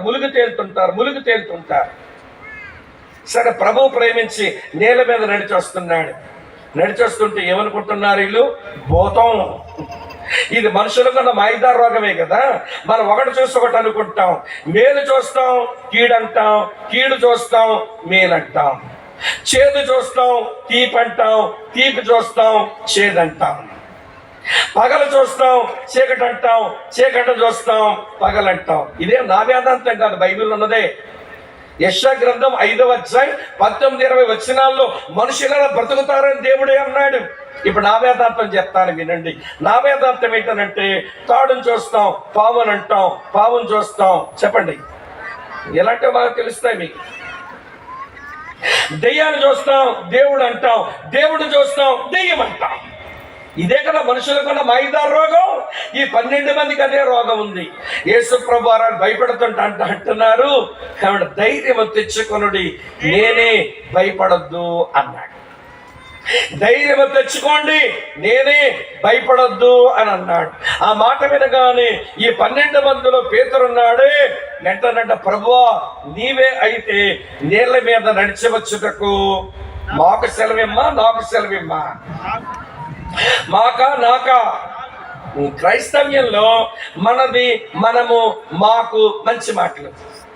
క్రైస్తవ్యంలో నేను, నాది, నాకు పాడు మాటలు. ఇదే మైదా రోగము కానీ క్రైస్తవులకి నేను, నాది, నాకు సెల్ఫీ, నేను, నాది, నాకు సెల్ఫీ. సెల్ఫీ అంటే స్వయం పిచ్ అన్నమాట. చూడండి, తెగొట్టుకుంటారుగా స్వయం పిచ్చున్నోళ్ళు. ఈ ఫోజులో బాగుంటానా, ఆ ఫోజులో బాగుంటా, తెగొట్టేసుకుంటాడు. నువ్వు ఎన్ని సెల్ఫీలు కొడితే మాత్రం ఎలుగుబట్ట ముఖం వాడు సన్నమామ అవుతావురా నువ్వు? ఎలుగుబట్ట ముఖం వేసుకొని తెగొట్టేసుకుంటాడు సెల్ఫీలు. ఈ ఫోజులో బాగుంటాడు, ఆ ఫోజులో బాగుంటారా. సెల్ఫీ పిచ్చి అండి ఇది, స్వయం పిచ్చి. ఇప్పుడు పేతురు స్వయం పిచ్చి వచ్చింది. మేము అని ఉంటే రెండంటే 12 మంది నేల మీదకి వచ్చి ఒకరి చేతులు ఒకరు పట్టుకొని ఒకరి భుజాల చేతులు వేసుకుని ఎంత బాగా నడుచుందరో. నేను అన్నాడే యేసయ్య అనుకుంటాడు, ఏమనుకుంటాడు తెలుసా? వినండి వినండి, కర్రం పగ్గి తీర్చుడు అన్నట్టు ఈవిడ పేతురు వంపు తీర్చేస్తానరా అన్నాడు. మొత్తానికి ఏమంటే ధోనిలోంచి కాలు తీసి వింటున్నారా లేదా, చిన్నగా అడుగులేస్తున్నాడు. నేను అనుకుంటాను వెనకాల 11 మంది, ఒరే మన పేతురన్నయ్య నేల మీద నడుస్తుంటే మన యేసయ్యలాగా ఊరకే కూర్చున్నారు ఏమన్నా బాబు, చమట కొట్టండి బీరు కదరు బాబు. అక్కడ పొలోమని కొట్టుంటారు 11 మంది చప్పట్లు. ఒకసారి ఇటు లుక్కేసి పేతుర మధ్య కలరా, నేను మీలాంటి అనుకుంటే ఎప్పుడు నేను స్పెషలే అని ఒక చిన్న లుక్ వేసి మరికొంచెం నడుస్తూ ఉంటే, ఒరే పేతురన్న నేల మీద నడుస్తుంటే దేవుని స్తోత్రం చెప్పమా, దేవుని స్తోత్రం చెప్పండి, హల్లెలూయా. మీరు కాదమ్మ తల్లి, మీ దండం పెడితే ఎక్కలేదు బొరకలేదు. పొలోమని హల్లెలూయా అడిసారేమో.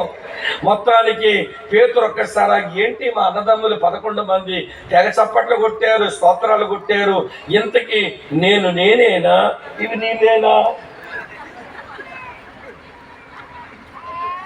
నేనేనా, ఇవి నీనేనా అని చూడగానే వినండి మునిగిపోతున్నాడు. యేసయ్య అన్నారు, అల్ప విశ్వాసి ఎందుకు సందేహపడ్డావు? నువ్వే నడిచావు, నేల మీద నడిచావు, ఎందుకు సందేహం? నీ విశ్వాసం బాగలా. సందేహముతో కలిసిన విశ్వాసము దేవునికి నచ్చదు. భయముతో కలిసిన విశ్వాసం ప్రభుకు నచ్చదు. చింతతో కలిసిన విశ్వాసం ప్రభుకు నచ్చదు. నేను అనుకుంటున్నాను హానోకు విశ్వాసం ఎలాంటిదో తెలిసిన, చింతకు వేరుగా, భయముకు వేరుగా, సందేహానికి వేరుగా ఇష్టడైపోయాడని విశ్వాసంతో యేసయ్య అన్నాడు, హే హానోకు వచ్చేయ్, తీసుకెళ్ళిపోతానని.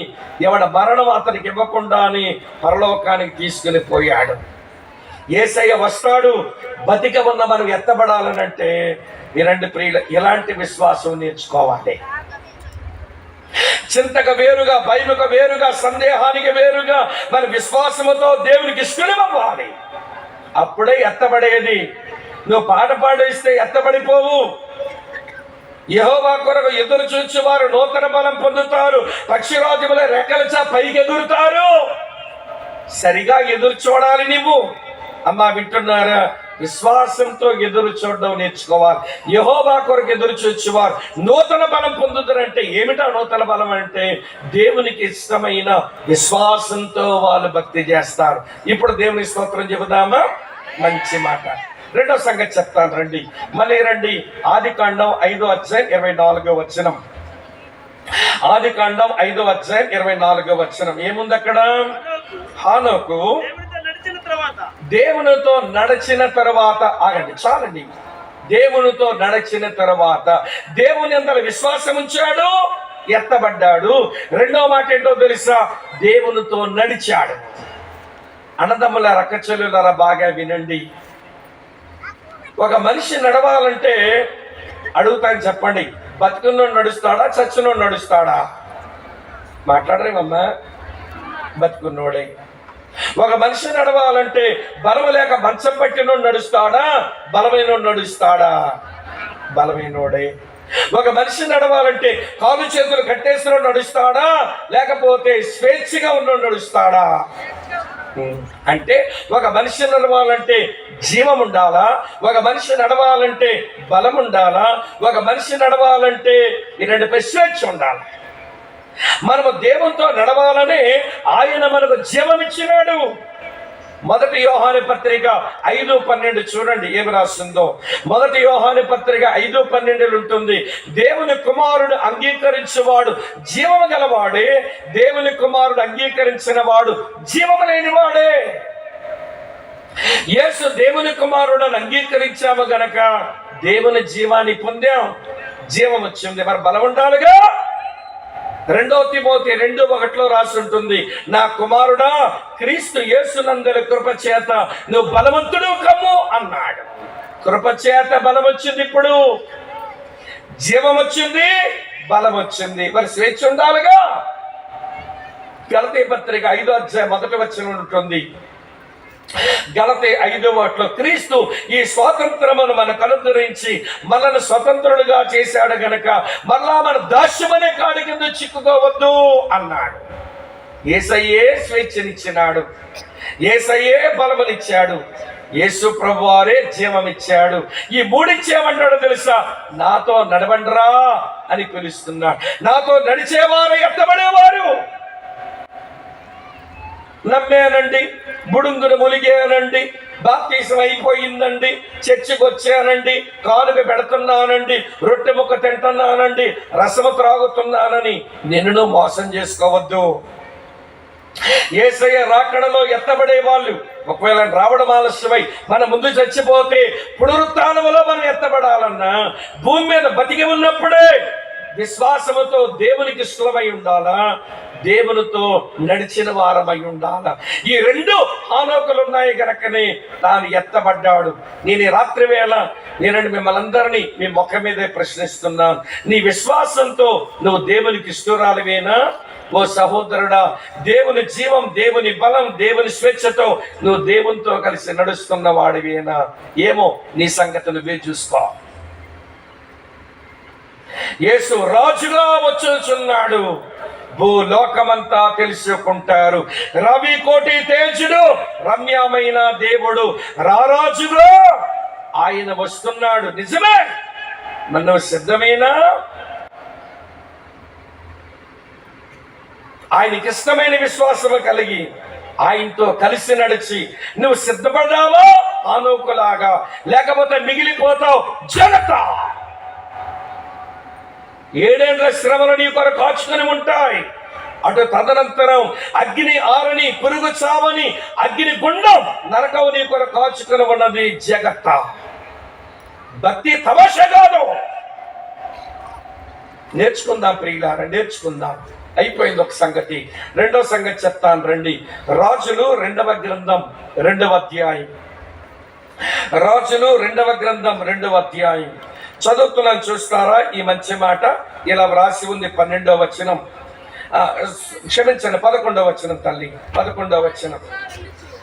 ఇంటమ వారు ఇంకా వెళ్ళుచు మాటలాడుచుండగా ఇదిగో అగ్ని రథమును అగ్ని గుర్రములను కనబడి వీరిద్దరిని వేరు చేసెను. అప్పుడు ఏలియా సుడిగాలి చేత ఆకాశమునకు ఏమాయేను? ఆరోహణమాయ్. ఈయన చావు చూడలా, ఈయన కూడా మరణమును చూడలా. మరణించక మునిపే మరణమును రుచి చూడకుండా అని దేవుడు ఆయన తీసుకుని పోయాడు, ఆయన ఎత్తబడిపోయాడు. ఏలియాను దేవుడు అలాగా ఆరోహణ అనుభవంలోకి నడిపించడానికి గల కారణం ఏంటో చెప్పనా? ఈయన గురించి కూడా 2 మాటలు చెప్తాను. రాజులు 1వ గ్రంథం 17వ అధ్యాయం చదవండి. 2వ వచనంలో ఏమి రాస్తుందో. రాజులు 1వ గ్రంథం 17వ అధ్యాయం 2వ వచనం. పిమ్మట యెహోవాకు అతనికి ప్రత్యక్షమై నీవు ఇచ్చటి నుండి తూర్పునకు పోయి యోర్దానుకు ఎదురుగా ఉన్న కెరీతు వాగు దగ్గర దాగి ఉండము. ఏలియా ఎత్తబడ్డానికి అతని దగ్గర తొలిన భూమి ఏంటో తెలిసిన కెరీతు వాగు దగ్గర దాగి ఉండడం. కెరీత్ అనే మాటకు అర్థం ఏంటో తెలిసిన ప్రత్యేకత అని అర్థం. నిజముగా ఏలియా ప్రత్యేకించబడ్డాడు. అమ్మా వింటున్నారా? ఇశ్రాయేల్ అందరూ బయలుదేవతను ఆరాధిస్తున్నారు. రాజుగారు బయలుదేవతను ఆరాధిస్తున్నాడు. రాణి యజ్బేలమ్మ బయలుదేవతని ప్రోత్సహిస్తా ఉంది ఆరాధనని. అందరూ అలాగైపోతే తనొక్కడు మాత్రమే దేవుని కొరకు ప్రత్యేకించబడ్డాడు. దేవుని స్తోత్రం చెబుదామా? అయితే ఒక విడ్డూరమైన విషయం చెప్తాను, వినండి. వాళ్ళందరూ బయలుదేవతను ఆరాధిస్తున్నారు కానీ వాళ్ళకి వర్షము లేదు, పంటలు లేవు, తినడానికి తిండి లేదు, త్రాగడానికి నీరు లేదు. కానీ దేవుని కొరకు ప్రత్యేకించబడిన ఏలియాకు మాత్రం త్రాగడానికి కెరీతు వాగు నీళ్లు ఉన్నాయి, తినడానికి కాకులు హోటల్ నుంచి భోజనాలు వస్తున్నాయి. హోటల్ పేరేంటి? కాకుల భోజనశాల. అక్కడ నుంచి వస్తున్నాయి భోజనాలన్నీ. ఈయనకి తినడానికి కొదువు లేదు, తాగడానికి కొదువు లేదు. దేవుని కొరకు ప్రత్యేకించబడాలే గాని దేవుడు ఏ కొదువులు తన పిల్లలకు చేయడండి. చప్పట్లు కొట్టి స్తోత్రం చెబుదామా? మన కర్మేంటో గాని మనకు ప్రత్యేకించబడ్డమే రావట్లా. పేతురు ఏమైనా ప్రసంగం చేశాడు? అపొస్తలుల కార్యాలు 2:40లో ఇంకను అనేక విధములైన మాటలతో సాక్ష్యం ఇచ్చి మీరు మూర్ఖులవి తరము వారికి వేరై రక్షణ పొందండి అన్నాడు. 2 కొరింథీ 6:18-20 పౌలు ఏమన్నాడో తెలుసా? మీరు వారి మధ్య బయలువడలి ప్రత్యేకంగా ఉండండి అన్నాడు. దేవుని పిల్లలంటే ఈ లోకములో దేవుని కొరకు ప్రత్యేకించబడిన వాళ్ళు. అక్క చెల్లెళ్ళారు, అన్నదమ్ములారు, వింటారా? లోకస్తులకు కొన్ని నమ్మకాలు ఉంటాయి. అలాంటి నమ్మకాలు మన నమ్మకాలు కాకూడదు. లోకస్తులకు తెలియదు కనుక మా దగ్గర కొన్ని ఆచారాలు ఉంటాయి. ఆచారాలు మన ఆచారాలు కాకూడదు. లోకస్తుల దగ్గర కొన్ని ఫ్యాషన్లు ఉంటాయి. ఆ ఫ్యాషన్లు మన ఫ్యాషన్లు కాకూడదు. అది మర్యాద అని బైబిల్లో రాసి ఉంది. లోక మర్యాద మనది కాకూడదు, లోకముల ఫ్యాషన్స్ మనవి కాకూడదు అని ఉంది. లోకస్తుల నమ్మికేంటి? ఇలా తలుపు తీసిందంటే ఈ అమ్మ ఎదురుగానేమో ఎర్రటన్ను, దాని పక్కన 2 మిరపకాయలు, దాని పక్కన 2 నిమ్మకాయలు ఉన్నాయట. అది చూడగానే ఈవిడ చల్చూరం వచ్చేసిందంట. సలపరం ఏమమ్మంటే దిష్టి తీసి నా ఇంటి ముందు పెట్టారండి. అది చూడగానే నాకు దెయ్యం వచ్చేసిందండి, మీద పడిపోయిందండి, చలిజ్వరం వచ్చేసిందండి. పాపం తెలియక మూఢనమ్మకాలు ఉంది కనుక భయానికి జ్వరం తెచ్చుకుందేమో సహోదరి. నీకేమొచ్చిందమ్మా మాయిదా రోగం?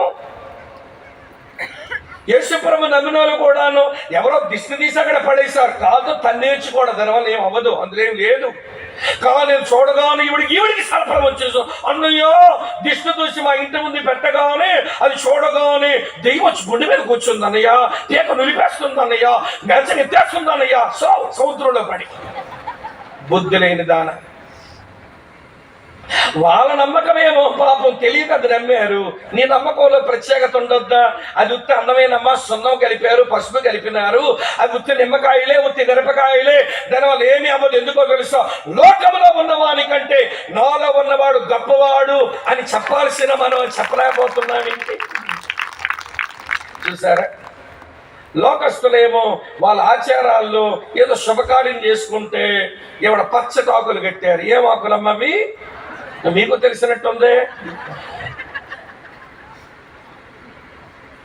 విశాఖపట్నంలో డాక్టర్ అమ్మ గారు ఇల్లు కట్టుకుంటేను ఏమండి ఓపెనింగ్ రమ్మంటే వెళ్ళాను. వెళ్ళగానే మొత్తం అన్ని గుమ్మలకి కట్టింది మామిడి ఆకులు. మెడికల్ డాక్టర్ అమ్మ, సిస్టర్ ఏంటివన్నీ కట్టారంటే వైద్య భాషలో జవాబు ఇచ్చిందండి. నాకు దిమ్మ తిరిగిపోయింది ఆ రోజున. ఆవిడేమందో తెలుసా? అట్లా కాదన్నా, ఇంతమంది జనం వస్తారు కదా, ఆక్సిజన్ ఉండాలని పచ్చాకులు కట్టింది. డాక్టర్ అమ్మ కదా, డాక్టర్ భాషలు ఇచ్చింది నాకు జవాబు. నేను అన్నాను, అమ్మా ఆక్సిజన్ రావాలంటూ తాగులు కడితే ఏమొచ్చింది కానీ మామిడి చెట్టే కట్టపోయి ఒక్కొక్క గుమ్మానికి. ఎంత భయంకరమైన మాటలు మాట్లాడతారండి, వక్రమైన మాటలు. ప్రత్యేకంగా చేతగాక మామిడాకులు నిన్ను ఆశీర్వదిస్తాయా? నువ్వు నమ్మిన దేవుడు నిన్ను ఆశీర్వదించువాడు. వాళ్ళ ఆచారమే నీ ఆచారం. లోకంలో కొంతమంది ఫ్యాషన్లు ఉంటాయి. ఈ మధ్య మా మగాళ్ళ ఫ్యాషన్ ఏంటో తెలుసా? వేసిన ఫ్యాంట్ నిండా కన్నాలుంటేనే ఫ్యాషన్ మాకు. ఎక్కడ కన్నాం అన్ని కన్నాలే. నేను చిన్నప్పుడు చదివినప్పుడు ఏమంటే కన్నాలు నెక్కరు వేసుకొని స్కూల్కి పోతే మేషాల కన్నంలో వేలు పెట్టి ఇట్లా లాగేసి పోస్ట్ ఆఫీస్ ఎక్కడేసుకొచ్చాడు అనేవాడు. మరి ఈ మధ్య ఏంటో మా కుర్రోళ్ళకి అందరికీ పోకిరితనం, ఫ్యాంట్ నిండా కన్నాలు. ఇది ఫ్యాషన్. ఏంటి లోకంలో ఫ్యాషన్ ఇవి తెచ్చుకున్నారు, ప్రత్యేకత లేదు. ఏమి తెగనవ్వేస్తున్నారు ఆడాళ్ళు? మీ సంగతి చెప్పనా? వాళ్ళకి ఎవడి ఫ్యాంట్ కన్నాలు. ఈ మధ్య మీరు నేర్చారు కదా ఫ్యాషన్. ఈ జబ్బకి ఎక్కడ కన్నం, ఈ జబ్బకి ఎక్కడ కన్నం, వీపుకో పెద్ద కన్నం. ఏమిటమ్మంటే జబ్బలు కన్నాలు బ్లౌజ్ అన్నా. ఆడపిల్ల ఒళ్ళు కప్పుకుంటే సంసారి, ఒళ్ళు చూపించుకుని ఆడది వేశ్య.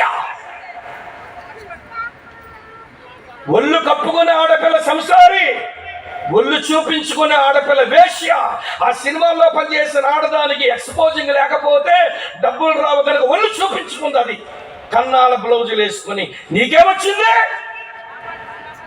ఈ జబ్బకు కన్నమంట, ఈ జబ్బకు కన్నమంట, వీపుకు పెద్ద కన్నమంట. మగాలు ప్యాంటుకి వేసారులే కన్నాలు, నువ్వు బ్లౌజ్కే వేస్తేవిగా కన్నం. ఏది నీ ప్రత్యేకత? ప్రత్యేకించబడకుండా ఎత్తబడలేము. ఆ ఇశ్రాయేలు ప్రజలు ఏమండి, ఆహాబు రాజు, యెజబెలమ్మ వారందరూ చనిపోయారు. దేవుని కొరకు ఒక్కడ ప్రత్యేకించబడ్డాడు. ఈ రోజున లోకములోంచి ప్రత్యేకించబడవలసిన నీవు ఏది నీ ప్రత్యేకత? నమ్మికల్లో ప్రత్యేకత లేకపోయే, ఆచారాల్లో ప్రత్యేకత లేకపోయే, ఫ్యాషన్లో ప్రత్యేకత లేకపోయే, లోకస్తులు ఏం చేస్తున్నారో అదే చేస్తున్నావు. ఎత్తబడతావా? మిగిలిపోతావు. జనక నువ్వు ఎవరైనా కావచ్చు. ఒంటరివాడైపోయాడు. కేరీతు వాగు దగ్గర దాగి ఉన్నాడు.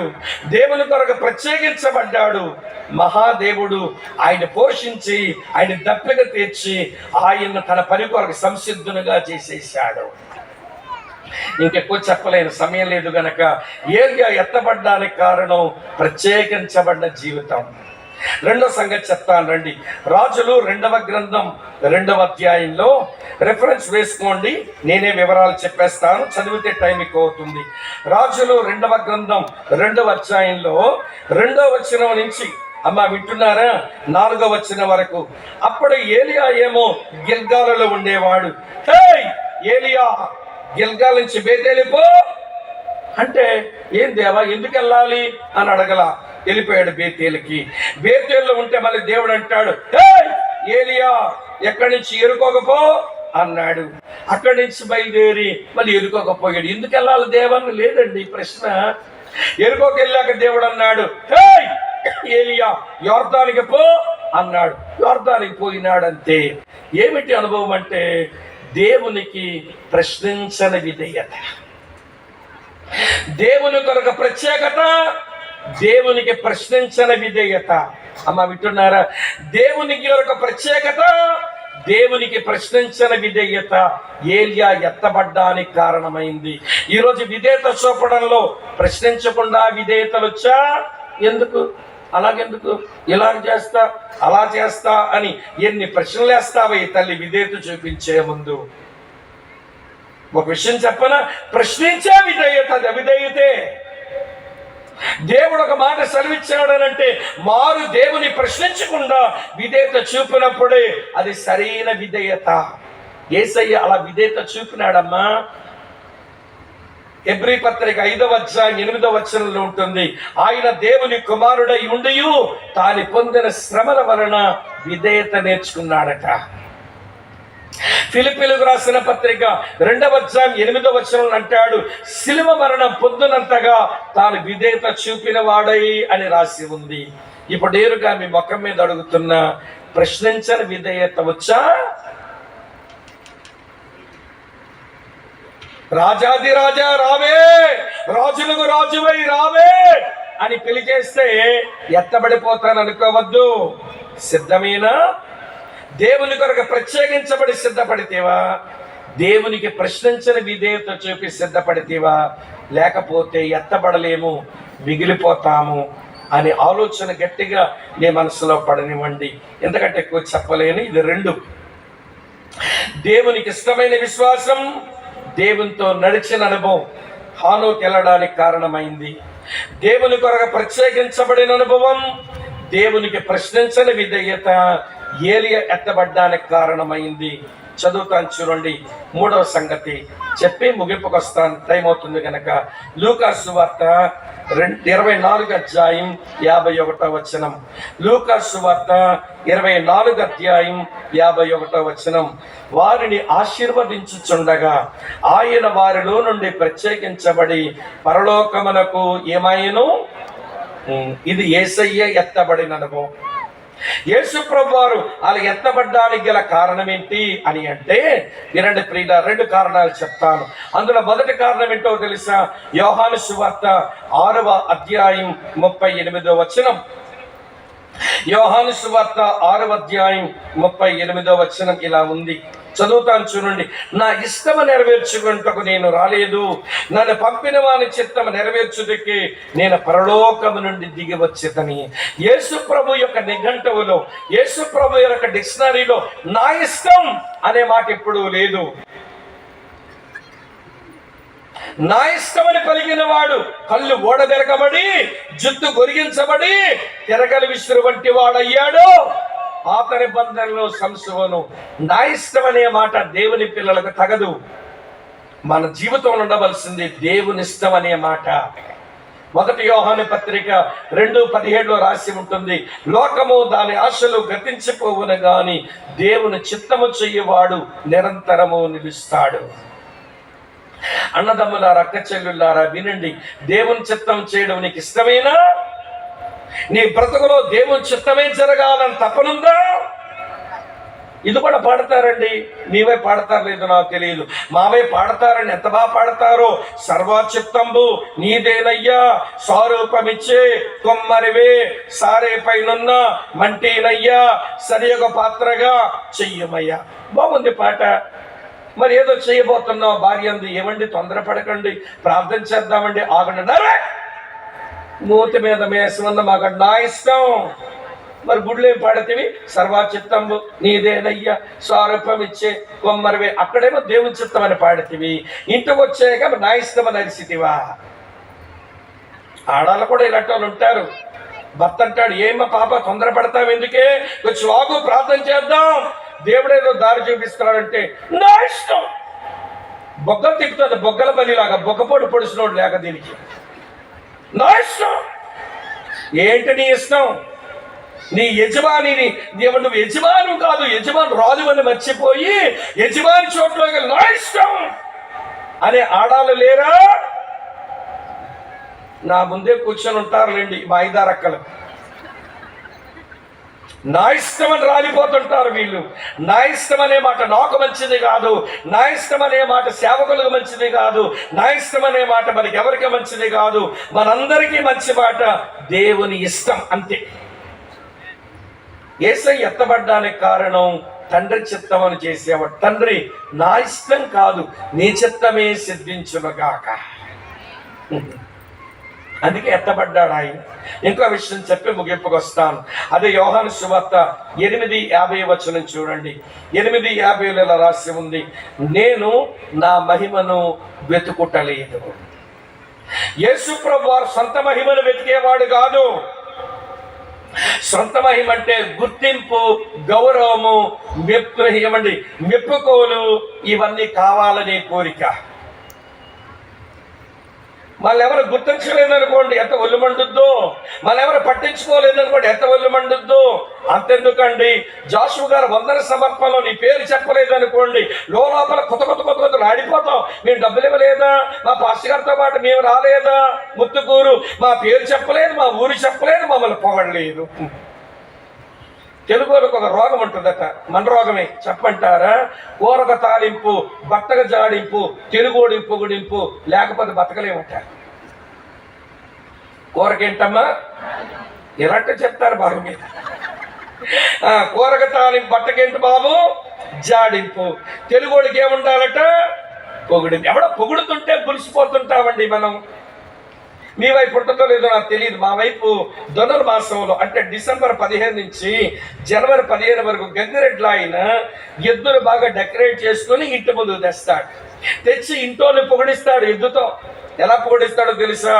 అమ్మగారికి దండం పెట్టి డూడు బసవన్ అంటది, ఇలా బుర్రు పొద్ది బుర్రోపగానే ఇంటావిడ అబ్బా ఎద్దు ఎంత బాగా పొగిడిందో, ఏమంటే బేసిన్ నిండా బియ్యం, దాని మీద 500 రూపాయల నోటు, దాని మీద ఏమో అర్ధడజన చక్కెర కేలీలు, ఏమంటే అరటిపళ్ళు పెట్టి దానం చేస్తుంది. ఎందుకమ్మా అంత ధ్యానం చేసావంటే ఎద్దు పొగిడిందమ్మా. ఎద్దు పొగడం ఏంటి? ఎద్దు ముఖం దానా ఎద్దు పొగడం ఏంటి? ఆ ఎద్దుకు ప్రాక్టీస్ చేయించారు ఇంటి దగ్గర. అమ్మగారికి దండం పెట్టే డూడు బస్సు బొర్రు పొద్ది, అయ్యగారికి దండం పెట్టే డూడు బస్సు బొర్రు పొద్ది. ఇంటి దగ్గర దాన్ని ట్రైనింగ్ ఇచ్చాడు. అది బొర్రూపిందని పొగిడింది అనుకుంటావే, పొగట్టల పిచ్చిదానా. ఈ రోజున క్రైస్తవులకి మాయిదారు రోగం అండి. ఎవరైనా పొగడాలి, ఎవరైనా గుర్తించాలా, ఎవరైనా మెచ్చుకోవాలా. నా జీవితంలో చాలా ఆలోచింపజేసిన ఉదాహరణ ఉంది, చెప్తాను మీకు, ముగింపుకొస్తాను. ఇక్కడ తమిళనాడులో వింటున్న నాగర్కోయిల్ అంటే కన్యాకుమారికి ఒక 28-27 కిలోమీటర్ల ముందుండే ఊరు నాగర్కోయిల్. అక్కడ ఒక మంచి దేవుని సేవకుడు ప్రతి సంవత్సరం మా మీటింగులకి అంకులు వస్తాడు వాక్యం చెప్పడానికి. ఇప్పుడు ఆయన వయసు 80 దాటింది. మన నవంబర్లో వచ్చి వాక్యం చెప్పారు మా దగ్గర అంకుల్. ఆయన నేను ఒకసారి కన్యాకుమారిలో ఉన్నాం. ఒక ట్రైనింగ్ ప్రోగ్రామ్ జరుగుతుంది, నేను కూడా ఉన్నాను. సిఎస్ఐ చర్చిలో మీటింగ్స్ అన్నమాట.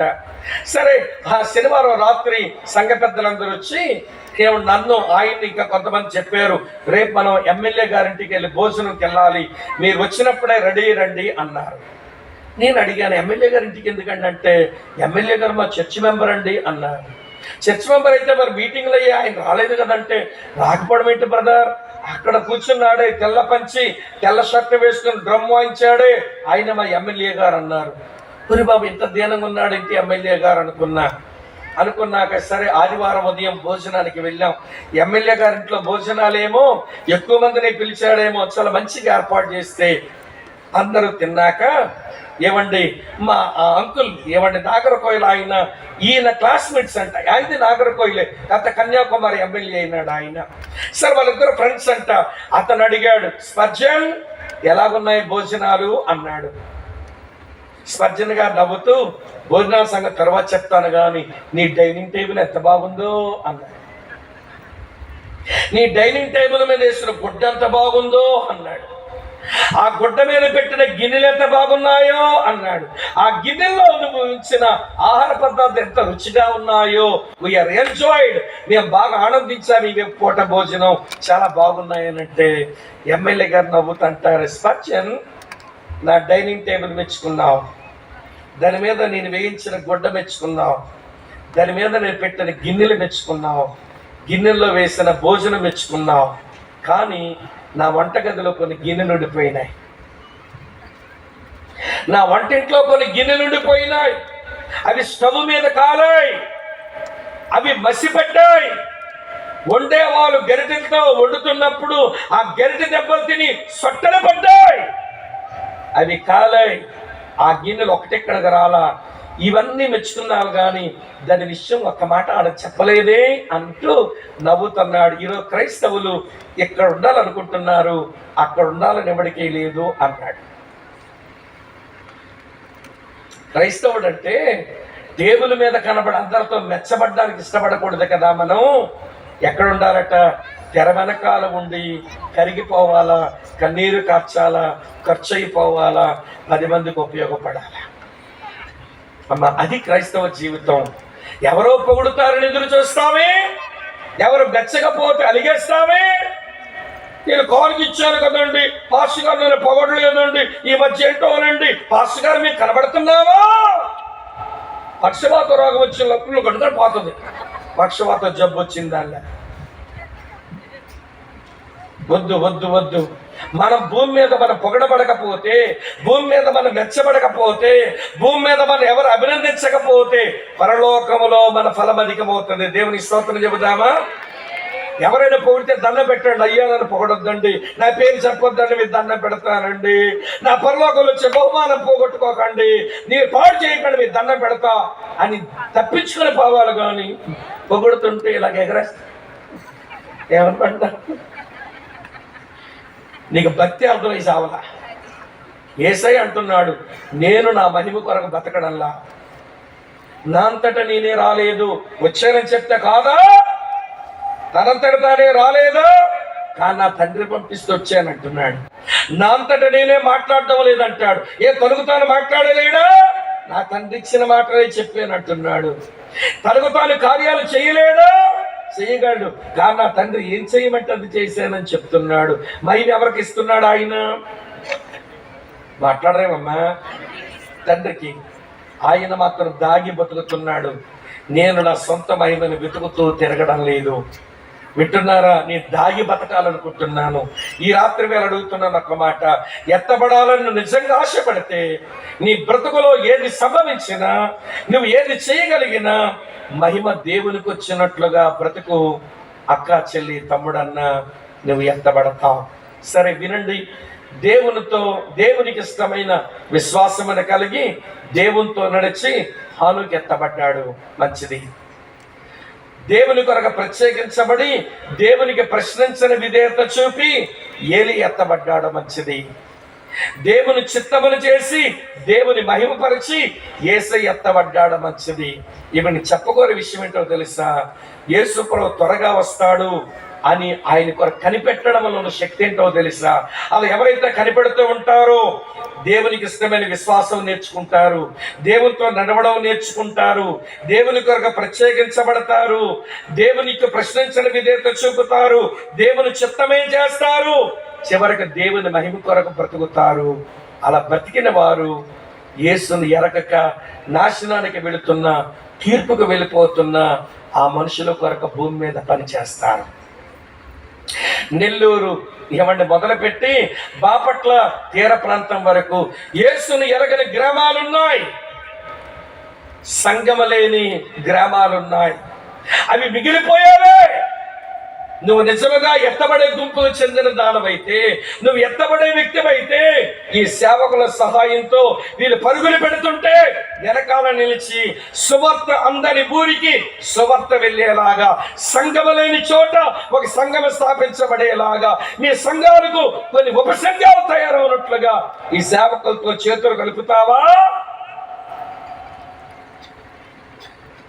ముత్తుకూరులో మీటింగ్లు పెట్టారండి, భలే సరదాగా ఉందండి, బాగున్న భోజనాలు బాగున్నాయండి, విక్రమ్ గారు అన్ని బాగా ఏర్పాట్లు చేసినాడండి.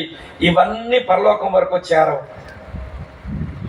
నేను ఎత్తబడే గుంపుకు చెందిన దానినైతే, నేను ఎత్తబడే గుంపుకు చెందిన వాడనైతే, ఈ సేవకులు ఈ తీర ప్రాంత ప్రజల కొరకు, వారి రక్షణ కొరకు వీరు ప్రయాసపడి సేవ చేస్తుండగా వీళ్ళు చేతులు చెయ్యి వేస్తా, వీళ్ళు అడుగులో అడుగు వేస్తా, వీళ్ళ పరిచర్యకు నేను సహాయపడతా. సువార్తందని ఊరు మా తీర ప్రాంతాలు ఉండకూడదు, సంగమ లేని ప్రాంతం మా తీర ప్రాంతాల్లో ఉండకూడదు. నేను ఎవరో ఒక అమ్మ చెప్తున్నారు, ఆ రోజుల్లో మా పెద్దలండి 200 300 మంది ఈ తీర ప్రాంతాలకు నడుచుకుంటా సువార్తకి వెళ్ళేవాళ్ళం. ఎక్కడ పడుకున్నామో, ఏమి తిన్నామో, గిసగో ఏం పట్టించుకోలేదండి. ఈ ప్రాంతాల సువార్త తిరిగే వాళ్ళమండి. ఈ రోజులు అలాంటి రోజులు కావు గనక పర్వాలేదు, వెళ్ళకపోయినా ప్రార్థిద్దాం, ఏమంటే వ్యక్తులతో కలుసుకుందాం, యేసు ప్రభు ఎందుకు దేవుడో చెప్దాం, ఎలాగ వాళ్ళ పాపాలకు మరణించాడో చెబుదాం, ఎలాగ మృత్యుంజయుడో తిరిగి లేచాడో చెబుదాం, ఎలా వెళ్ళిపోయాడో చెబుదాం, ఎలా తిరిగి వస్తాడో చెబుదాము. ఆ మాటలు విన్న వారు రక్షణ పొందితే వాళ్ళతో ఒక సంఘాన్ని స్థాపిద్దాము. సువార్త అందని ఊరు మీ తీర ప్రాంతంలో ఉండకూడదు అనుకో, సంగమ లేని ప్రాంతం మీ తీర ప్రాంతాల్లో ఉండకూడదని తీర్మానించుకో. ఈ మీటింగులకు ఏదైనా ఫలం ఉంటుంది, లేకపోతే నేను అరిసిన నా శ్వాస వృధాయే, ఈ డబ్బు ఖర్చు వృధాయే, ఈ సేవకుల ప్రయాస కూడా వృధాయే. యేసు ప్రభు త్వరగా రాబోతున్నాడు. ఆయన కొరకు కనిపెట్టుకునే వాళ్ళం నూతన బలము కలిగిన వారమై అలయక పరిగెత్తుతూ సమస్యలకు నడిచిపోతూ పక్షిరాజు వల్ల రెక్కలు చాపుకొని పైకి ఎగిరే వాళ్ళలాగా వినండి, బ్రతుకుదాము. మనమున్న ప్రాంతంలో దేవుని పని జరగనిద్దాము. దాని కొర ప్రార్థన చేస్తావు, దాని కొర ఉపవాసమే ఉంటావు, దాని కొర కానుకే దర్శిస్తావు, సేవకులకు సహకరిస్తావు, మందిరం పని చేస్తావు, సువార్త చెబుతావు, సంఘంలో కొత్త పని తెస్తావు. ఏదన్నా చెయ్యి. నేనేది చెయ్యలేనంటే నువ్వు ఉండడం అనవసరం. నేనేమి చేయలేనండి దేవుని కొరకు అనే మాట నీ మాట అయితే నువ్వు అసలు భూమి మీద అనవసరం. ఈ భూమికి నువ్వు ఒక బరువు, నేను ఒక బరువు. ప్రభు కనికరించవా? హానోకులాగా నీకు ఇష్టమైన విశ్వాసంతో, హానోకులాగా నీతో నడుస్తూ, ఏలియాలాగా నీ కొరకు ప్రత్యేకించబడి, ఏలియాలాగా ప్రశ్నించని విధేయత నీకు చూపి, యేసయ్యలాగా నీ చిత్తమును చేసి, యేసు ప్రభులాగా నీ మహిమ కొరకు బ్రతికి, నేనున్న ప్రాంతంలో నీ కొరకు బ్రతుకుతాను. నన్ను బలపరచవా? నన్ను వాడుకోవా? ముందు నా ఇంటి వారి కొరకు వాడుకో, తర్వాత నా బంధువుల కొరకు వాడుకో, తర్వాత నా స్నేహితుల కొరకు వాడుకో, తర్వాత నా ఇరుగు పొరుగు వారి కొరకు వాడుకో, తర్వాత నా గ్రామం కొరకు వాడుకో. మెట్టుకు నేను ఉన్న చోట నీ సువార్త చెప్పబడాలా, అనేకులు నీ బిడ్డలుగా మార్చబడాలా. ఇదే నా ధ్యేయం, ఇదే నా ఆశ అనుకుంటే ఈ మీటింగ్ ఆశతోనే ముగించుకొని ఈ తీర్మానంతో మన ఇళ్ళకి వెళదాం. తల వంచండి, కళ్ళు మూసుకోండి. మోకరించే అవకాశం ఉన్నంత మోకరించండి. తల వంచండి, కళ్ళు మూసుకోండి, మోకరించండి. అమ్మ నిలబడొద్దు, మోకరించండి. మీరు మోకరించలేకపోతే నిలబడండి, పర్వాలేదు. కళ్ళు మూసుకోండి వెంటనే.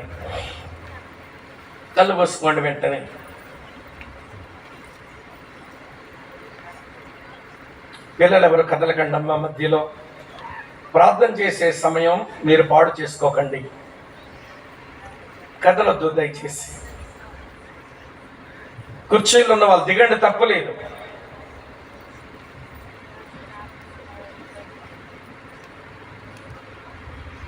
స్త్రీ సంతానంగా వస్తానన్నాడు, వచ్చి పని ముగించుకొని వెళ్ళిపోయాడు. ఇప్పుడు రాజుల రాజుగా వస్తానని చెప్పాడు, వచ్చి తీరుతాడు. ఆయన వచ్చినప్పుడు ఎత్తబడ్డానికి నువ్వు సిద్ధమైన? హానోకులాగా, ఏలియాలాగా, చివరికి యేసుక్రీస్తులాగా. పాప నిలబడి కూర్చో. నువ్వెక్కడి నుంచి వచ్చి ఆ పిల్లని నువ్వు పాడు చేస్తున్నావు?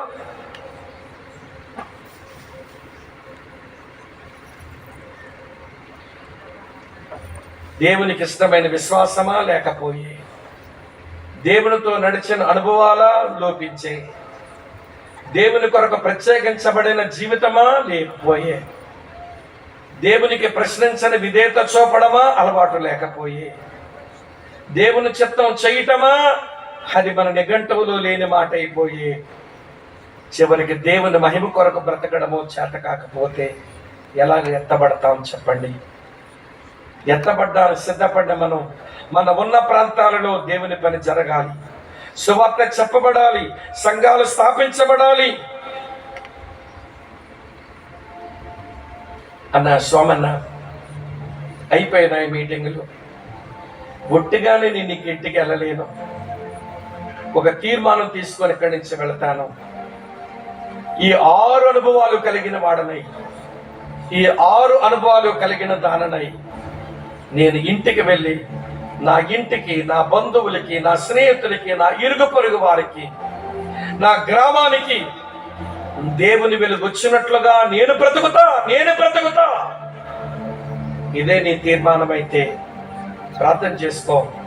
ప్రభుకు ఒక మాట ఇవ్వు. అయిపోయినాయి.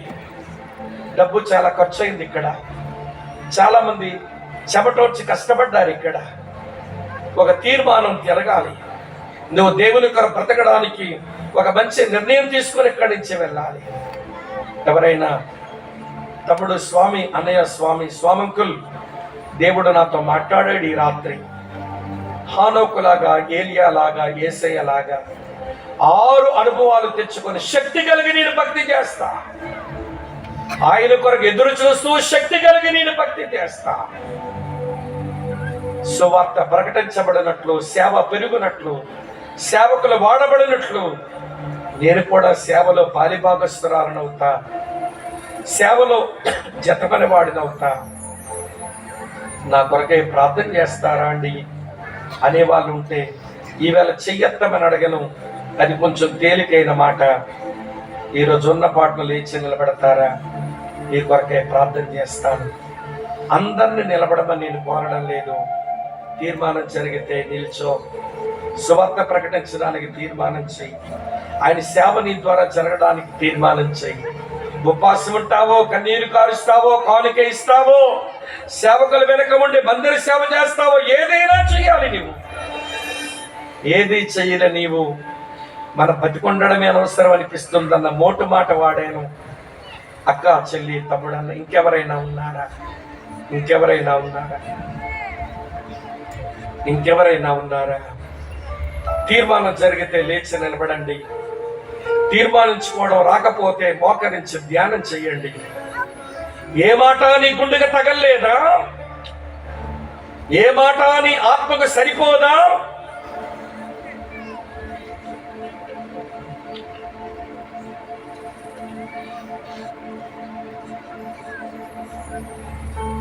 ఇంకెవరైనా ఉన్నారా?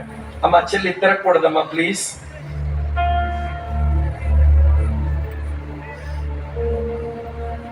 తీర్మానం జరిగిన వారు లేచి నిలబడండి. ఇంకా హృదయంలో తీర్మానం అవ్వకపోతే ఈ పాట వినండి. ఈ పాటలోని మాటలైనా నీకు సవాలు చేస్తే, పాట జరుగుతూ ఉండగా లేచి నిలబడి ఓ తీర్మానం చేసుకో. అయిపోయినా ఈ మీటింగ్స్, వెళ్ళిపోతాం.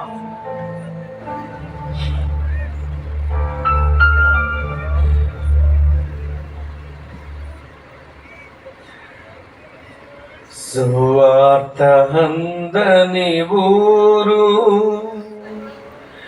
ఉండనే కూడదు, సంగములేని గ్రామం అసలుండనే కూడదు. సువార్త అందని ఊరు ఉండనే కూడదు, సంగములేని గ్రామం అసలుండనే కూడదు.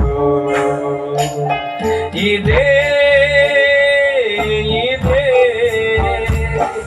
ఇదే నా లక్ష్యం, ఇదే ఇదే ఇదే నా ఆశయం. సువార్త అందని ఊరు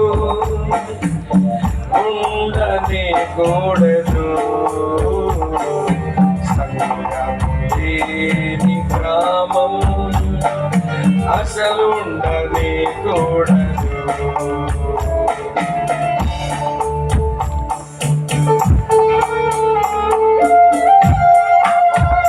ప్రార్థన చేసుకుందాం, ఆలోచిస్తూ ప్రార్థన చేద్దాం.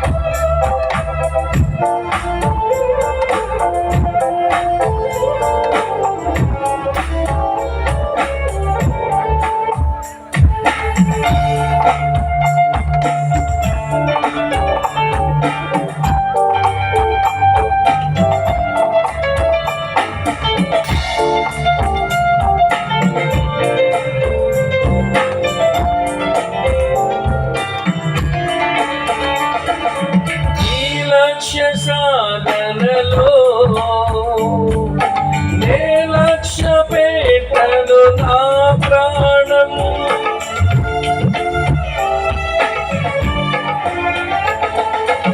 ఈ లక్ష్య సాధనలో నే లక్ష్య పెట్టను నా ప్రాణం, సిలువను మోయుచు శ్రమను సహించుచు సాగెదను మును ముందుకు, సాగెదను శుభవార్తను, సాగెదను మును ముందుకు, సాగెదను శుభవార్తను. ఊరు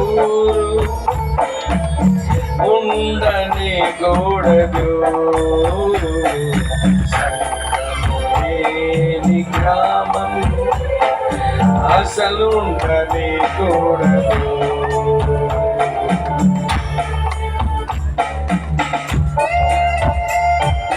ఇది చాలా ప్రశస్తమైన గడియ. నీ తీర్మానం దేవుడితో చెప్పే సమయం. ఒట్టిగానే వెళ్ళిపోతావా? ఒక తీర్మానంతో, ఒక సమర్పణతో, ఒక నిర్ణయంతో ఈ స్థలమును విడిచి వెళ్ళవా?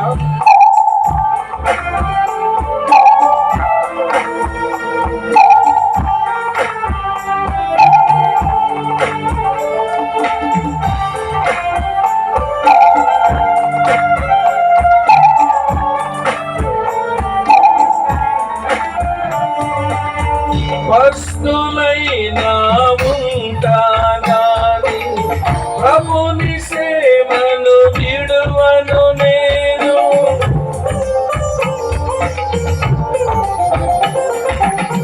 వస్తులైనా ఉంటాగాని ప్రభుని సేవను విడువను నేను.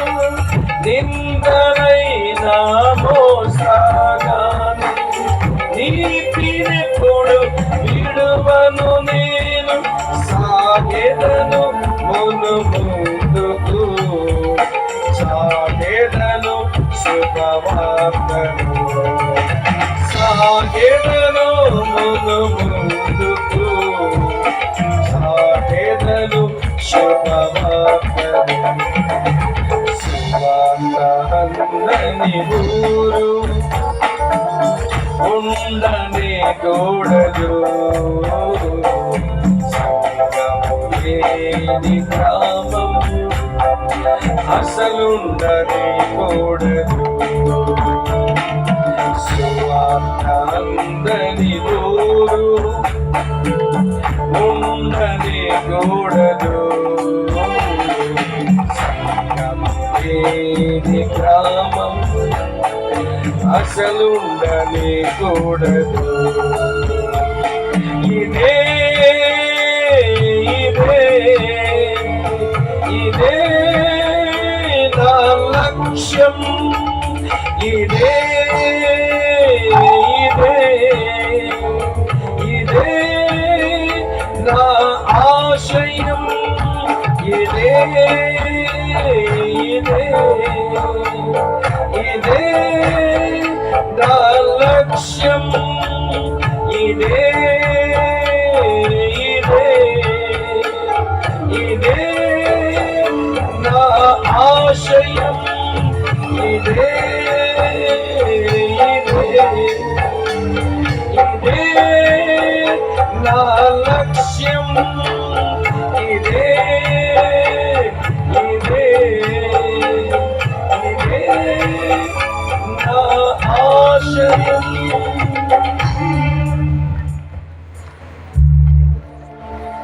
ప్రేమ కలిగిన మా ప్రియమైన తండ్రి, ఈ 3 రాత్రులు ఈ స్థలములో నీ షకీన, నీ ప్రభావం, నీ తేజస్సు ఉంచావు. నీ ప్రణాళికలో ఉన్న నీ బిడ్డను తెచ్చావు.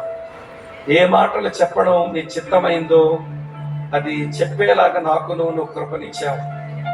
ఈ కార్యక్రమం వెనకాల ప్రయాసపడిన ప్రతి బిడ్డను పేరు పేరును మీరు దీవించాలని కోరుకుంటూ, నాయన ఈ గ్రౌండ్ లో నీ సన్నిధిలో చాలా మంది ఇక్కడ నిల్చుని ఉన్నారు. ఎత్తబడే గుంపులోకి వారు చేరాలని, వారు ఉన్న చోట నీ సువార్త ప్రకటించబడి సంఘాలు స్థాపించబడాలని ప్రార్థించడానికో, ఉపవాసం ఉండడానికో, కానుకివ్వడానికో, సమర్పించుకోవడానికో, పని చేయడానికో ఓ ప్రభువా నీ ముందు నీ బిడ్డలు నిలిచారు నాయన. ఒక్కొక్కరిని పేరు పేరును మీరు ఆశీర్వదించము నాయన. మీ ఆత్మాభిషేకంతో బిడ్డలు నింపి పంపించండి. వారి గ్రామాలలో వారి వలన నీ పని జరగడానికి మీరు కృప చూపుము. నిలబడ్డ ప్రతి బిడ్డను బట్టి నీ స్తోత్రములు. కింద కూర్చొని నిర్ణయం తీసుకోలేక తటపటాయిస్తూ ఉన్న వారికి మరొక అవకాశాన్ని ఇవ్వండి. చేరి వచ్చిన ప్రియులను బట్టి వందనాలు. దైవదాసులందరిని బట్టి మీకు వందనాలు. నీ చిత్తమైతే నాయన, నీ రాకడ ఆలస్యమైతే, మా పోకడ ఆలస్యమైతే ఎక్కడైనా కలుసుకునే కృప ఇవ్వండి. లేకపోతే నీ రాజ్యంలో కనబడే దీవెన మాకు ఇవ్వండి. మహిమ ఘనత ప్రభావాలు మీరే పొందమని యేసుక్రీస్తు నామాన్న స్తోత్రించి ఆరాధించి మీకే ప్రార్థిస్తున్నాము తండ్రి. తండ్రైన దేవుని యొక్క ప్రేమ, కుమారుడని యేసుక్రీస్తు వారి కృప, పరిశుద్ధాత్మని అన్యోన్య సహవాసం, ఆశీర్వాదం, సమాధానం సదా మీకు, మీ కుటుంబాలకు తోడయుండి నడిపించి ఆయన మాత్రమే మహిమ పొందును గాక. ఆమేన్, ఆమేన్. దయచేసి అలా కూర్చోండి. ప్రియులు ఏమైనా సూచనలు చెప్తే విని భోజనాలకు వెళ్ళి సెలవు తీసుకుందాం. Thank you.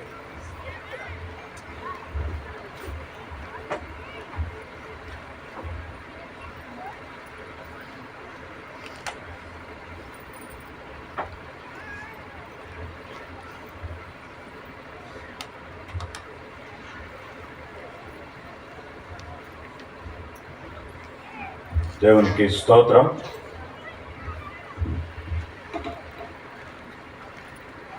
చిన్న ప్రకటన ఉంది.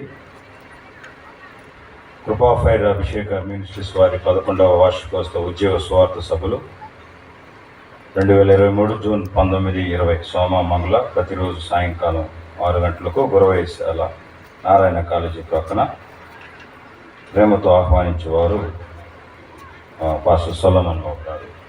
కాబట్టి ఈ కూడికల నిమిత్తం ప్రార్థన చేయవలసిందిగా కోరుచున్నాం.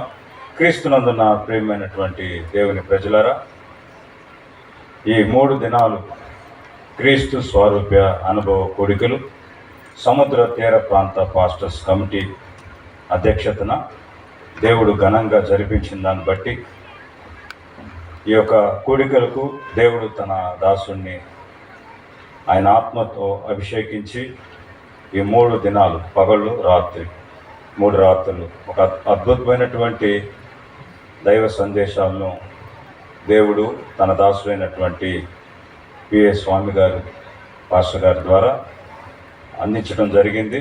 మనం అందరం చక్కగా విన్నాం. చాలా సందేశాలను విన్నాం, చక్కగా నవ్వాం, తీర్మానాలు తీసుకున్నాం. ప్రియ దేవుని బిడ్డలారా, ఈ రాత్రికి మాత్రమే కాక యేసుక్రీస్తు ప్రభు రాకడ వరకు దీన్ని కొనసాగించుకునే విధంగా మనం అందరం సంపూర్ణంగా తీర్మానం చేసుకుని బయలుదేరాలి. మరి అలాగే దైవ సందేశాన్ని అందించినటువంటి దైవ సేవకులకు మీ అందరి తరపున, మనందరి తరపున హృదయపూర్వకమైనటువంటి వందనాలు తెలియజేస్తున్నాం. దేవునికి స్తోత్రం. మరి ఒకవేళ దేవుని చిత్తమైతే మళ్ళా ఇక్కడ మనం కలుసుకుందాం. అప్పటి వరకు దేవుని కృప మనకు తోడైండునగాక. ఇదందరం ఒకసారి గట్టిగా చప్పట్లు కొట్టి ప్రభువుకి స్తోత్రం చెల్లిద్దాం. ఈ భోజనం అనంతరం దయచేసి ఇమాన్యుయల్ బ్యాప్టిస్ట్ చర్చ్ అలాగే గలిలయ 2 వారు వచ్చి పరిచర్య చేయవలసిందిగా కోరుచున్నాను. దయచేసి మర్చిపోవద్దు. మొత్తం ఈ గ్రౌండ్ అంతా క్లియర్ చేయవలసిందిగా కోరుచున్నాం. ఎంత రాత్రి అయినా పర్వాలేదు. మన అతిథులందరినీ కూడా మనం సాగనంపి మనం ఈ పరిచర్ను సంపూర్ణంగా ముగించుకొని తిరిగి మన గృహాలకు వెళ్దాం. దేవుని కృప మనకి తోడైండునగాక. హల్లెలూయా, హల్లెలూయా, హల్లెలూయా. దేవునికి స్తోత్రం. God bless you. ఒక నిమిషం అండి, అలాగే ఉందాం. చిన్న ప్రకటన, ప్రార్థన మనవి. మిమ్మల్ని అనాథలుగా విడువను మీ అద్దెకు వస్తున్నని యోహాను 14:18 మత్స్యకారుల అనాథ ఆశ్రయం మరియు వృద్ధుల ఆశ్రయం, సివిఆర్ నగర్, రామలింగాపురం, ముత్తుకూరు, నెల్లూరు జిల్లా. తేదీ 30/1/2023 సోమవారం ఉదయం 10 గంటలకు నెల్లూరు జిల్లా ముత్తుకూరు సివిఆర్ నగర్, రామలింగాపురంలో మత్స్యకార అనాథ ఆశ్రయం మరియు వృద్ధుల ఆశ్రయంకు శంకుస్థాపన జరిగింది. కావున ఈ అనాథల యొక్క ఆశ్రయం ముందుకు కొనసాగునట్లుగా దయచేసి మీరందరూ ప్రార్థన చేయాలని ప్రభునామంలో మనం చేస్తూ ఉన్నాను. ఇది ఎంతో ఖర్చుతో కూడుకున్నది.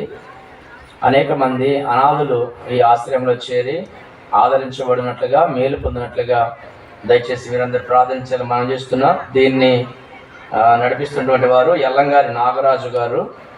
వారి ఫోన్ నెంబర్స్ ఉన్నాయి, దయతో ఒకసారి మనమే 9000461161 ఈ నెంబరు మీరు తీసుకునండి. అలాంటి వారు ఎవరైనా ఉంటే ఈ అనాథ ఆశ్రయంలో చేర్పించినట్లుగా సహకరించండి. ఈ పరిచర్య కొరకై ప్రార్థన చేయాలని ప్రేమతో మనం చేస్తూ ఉన్నాం. సెలవు తీసుకుందాం.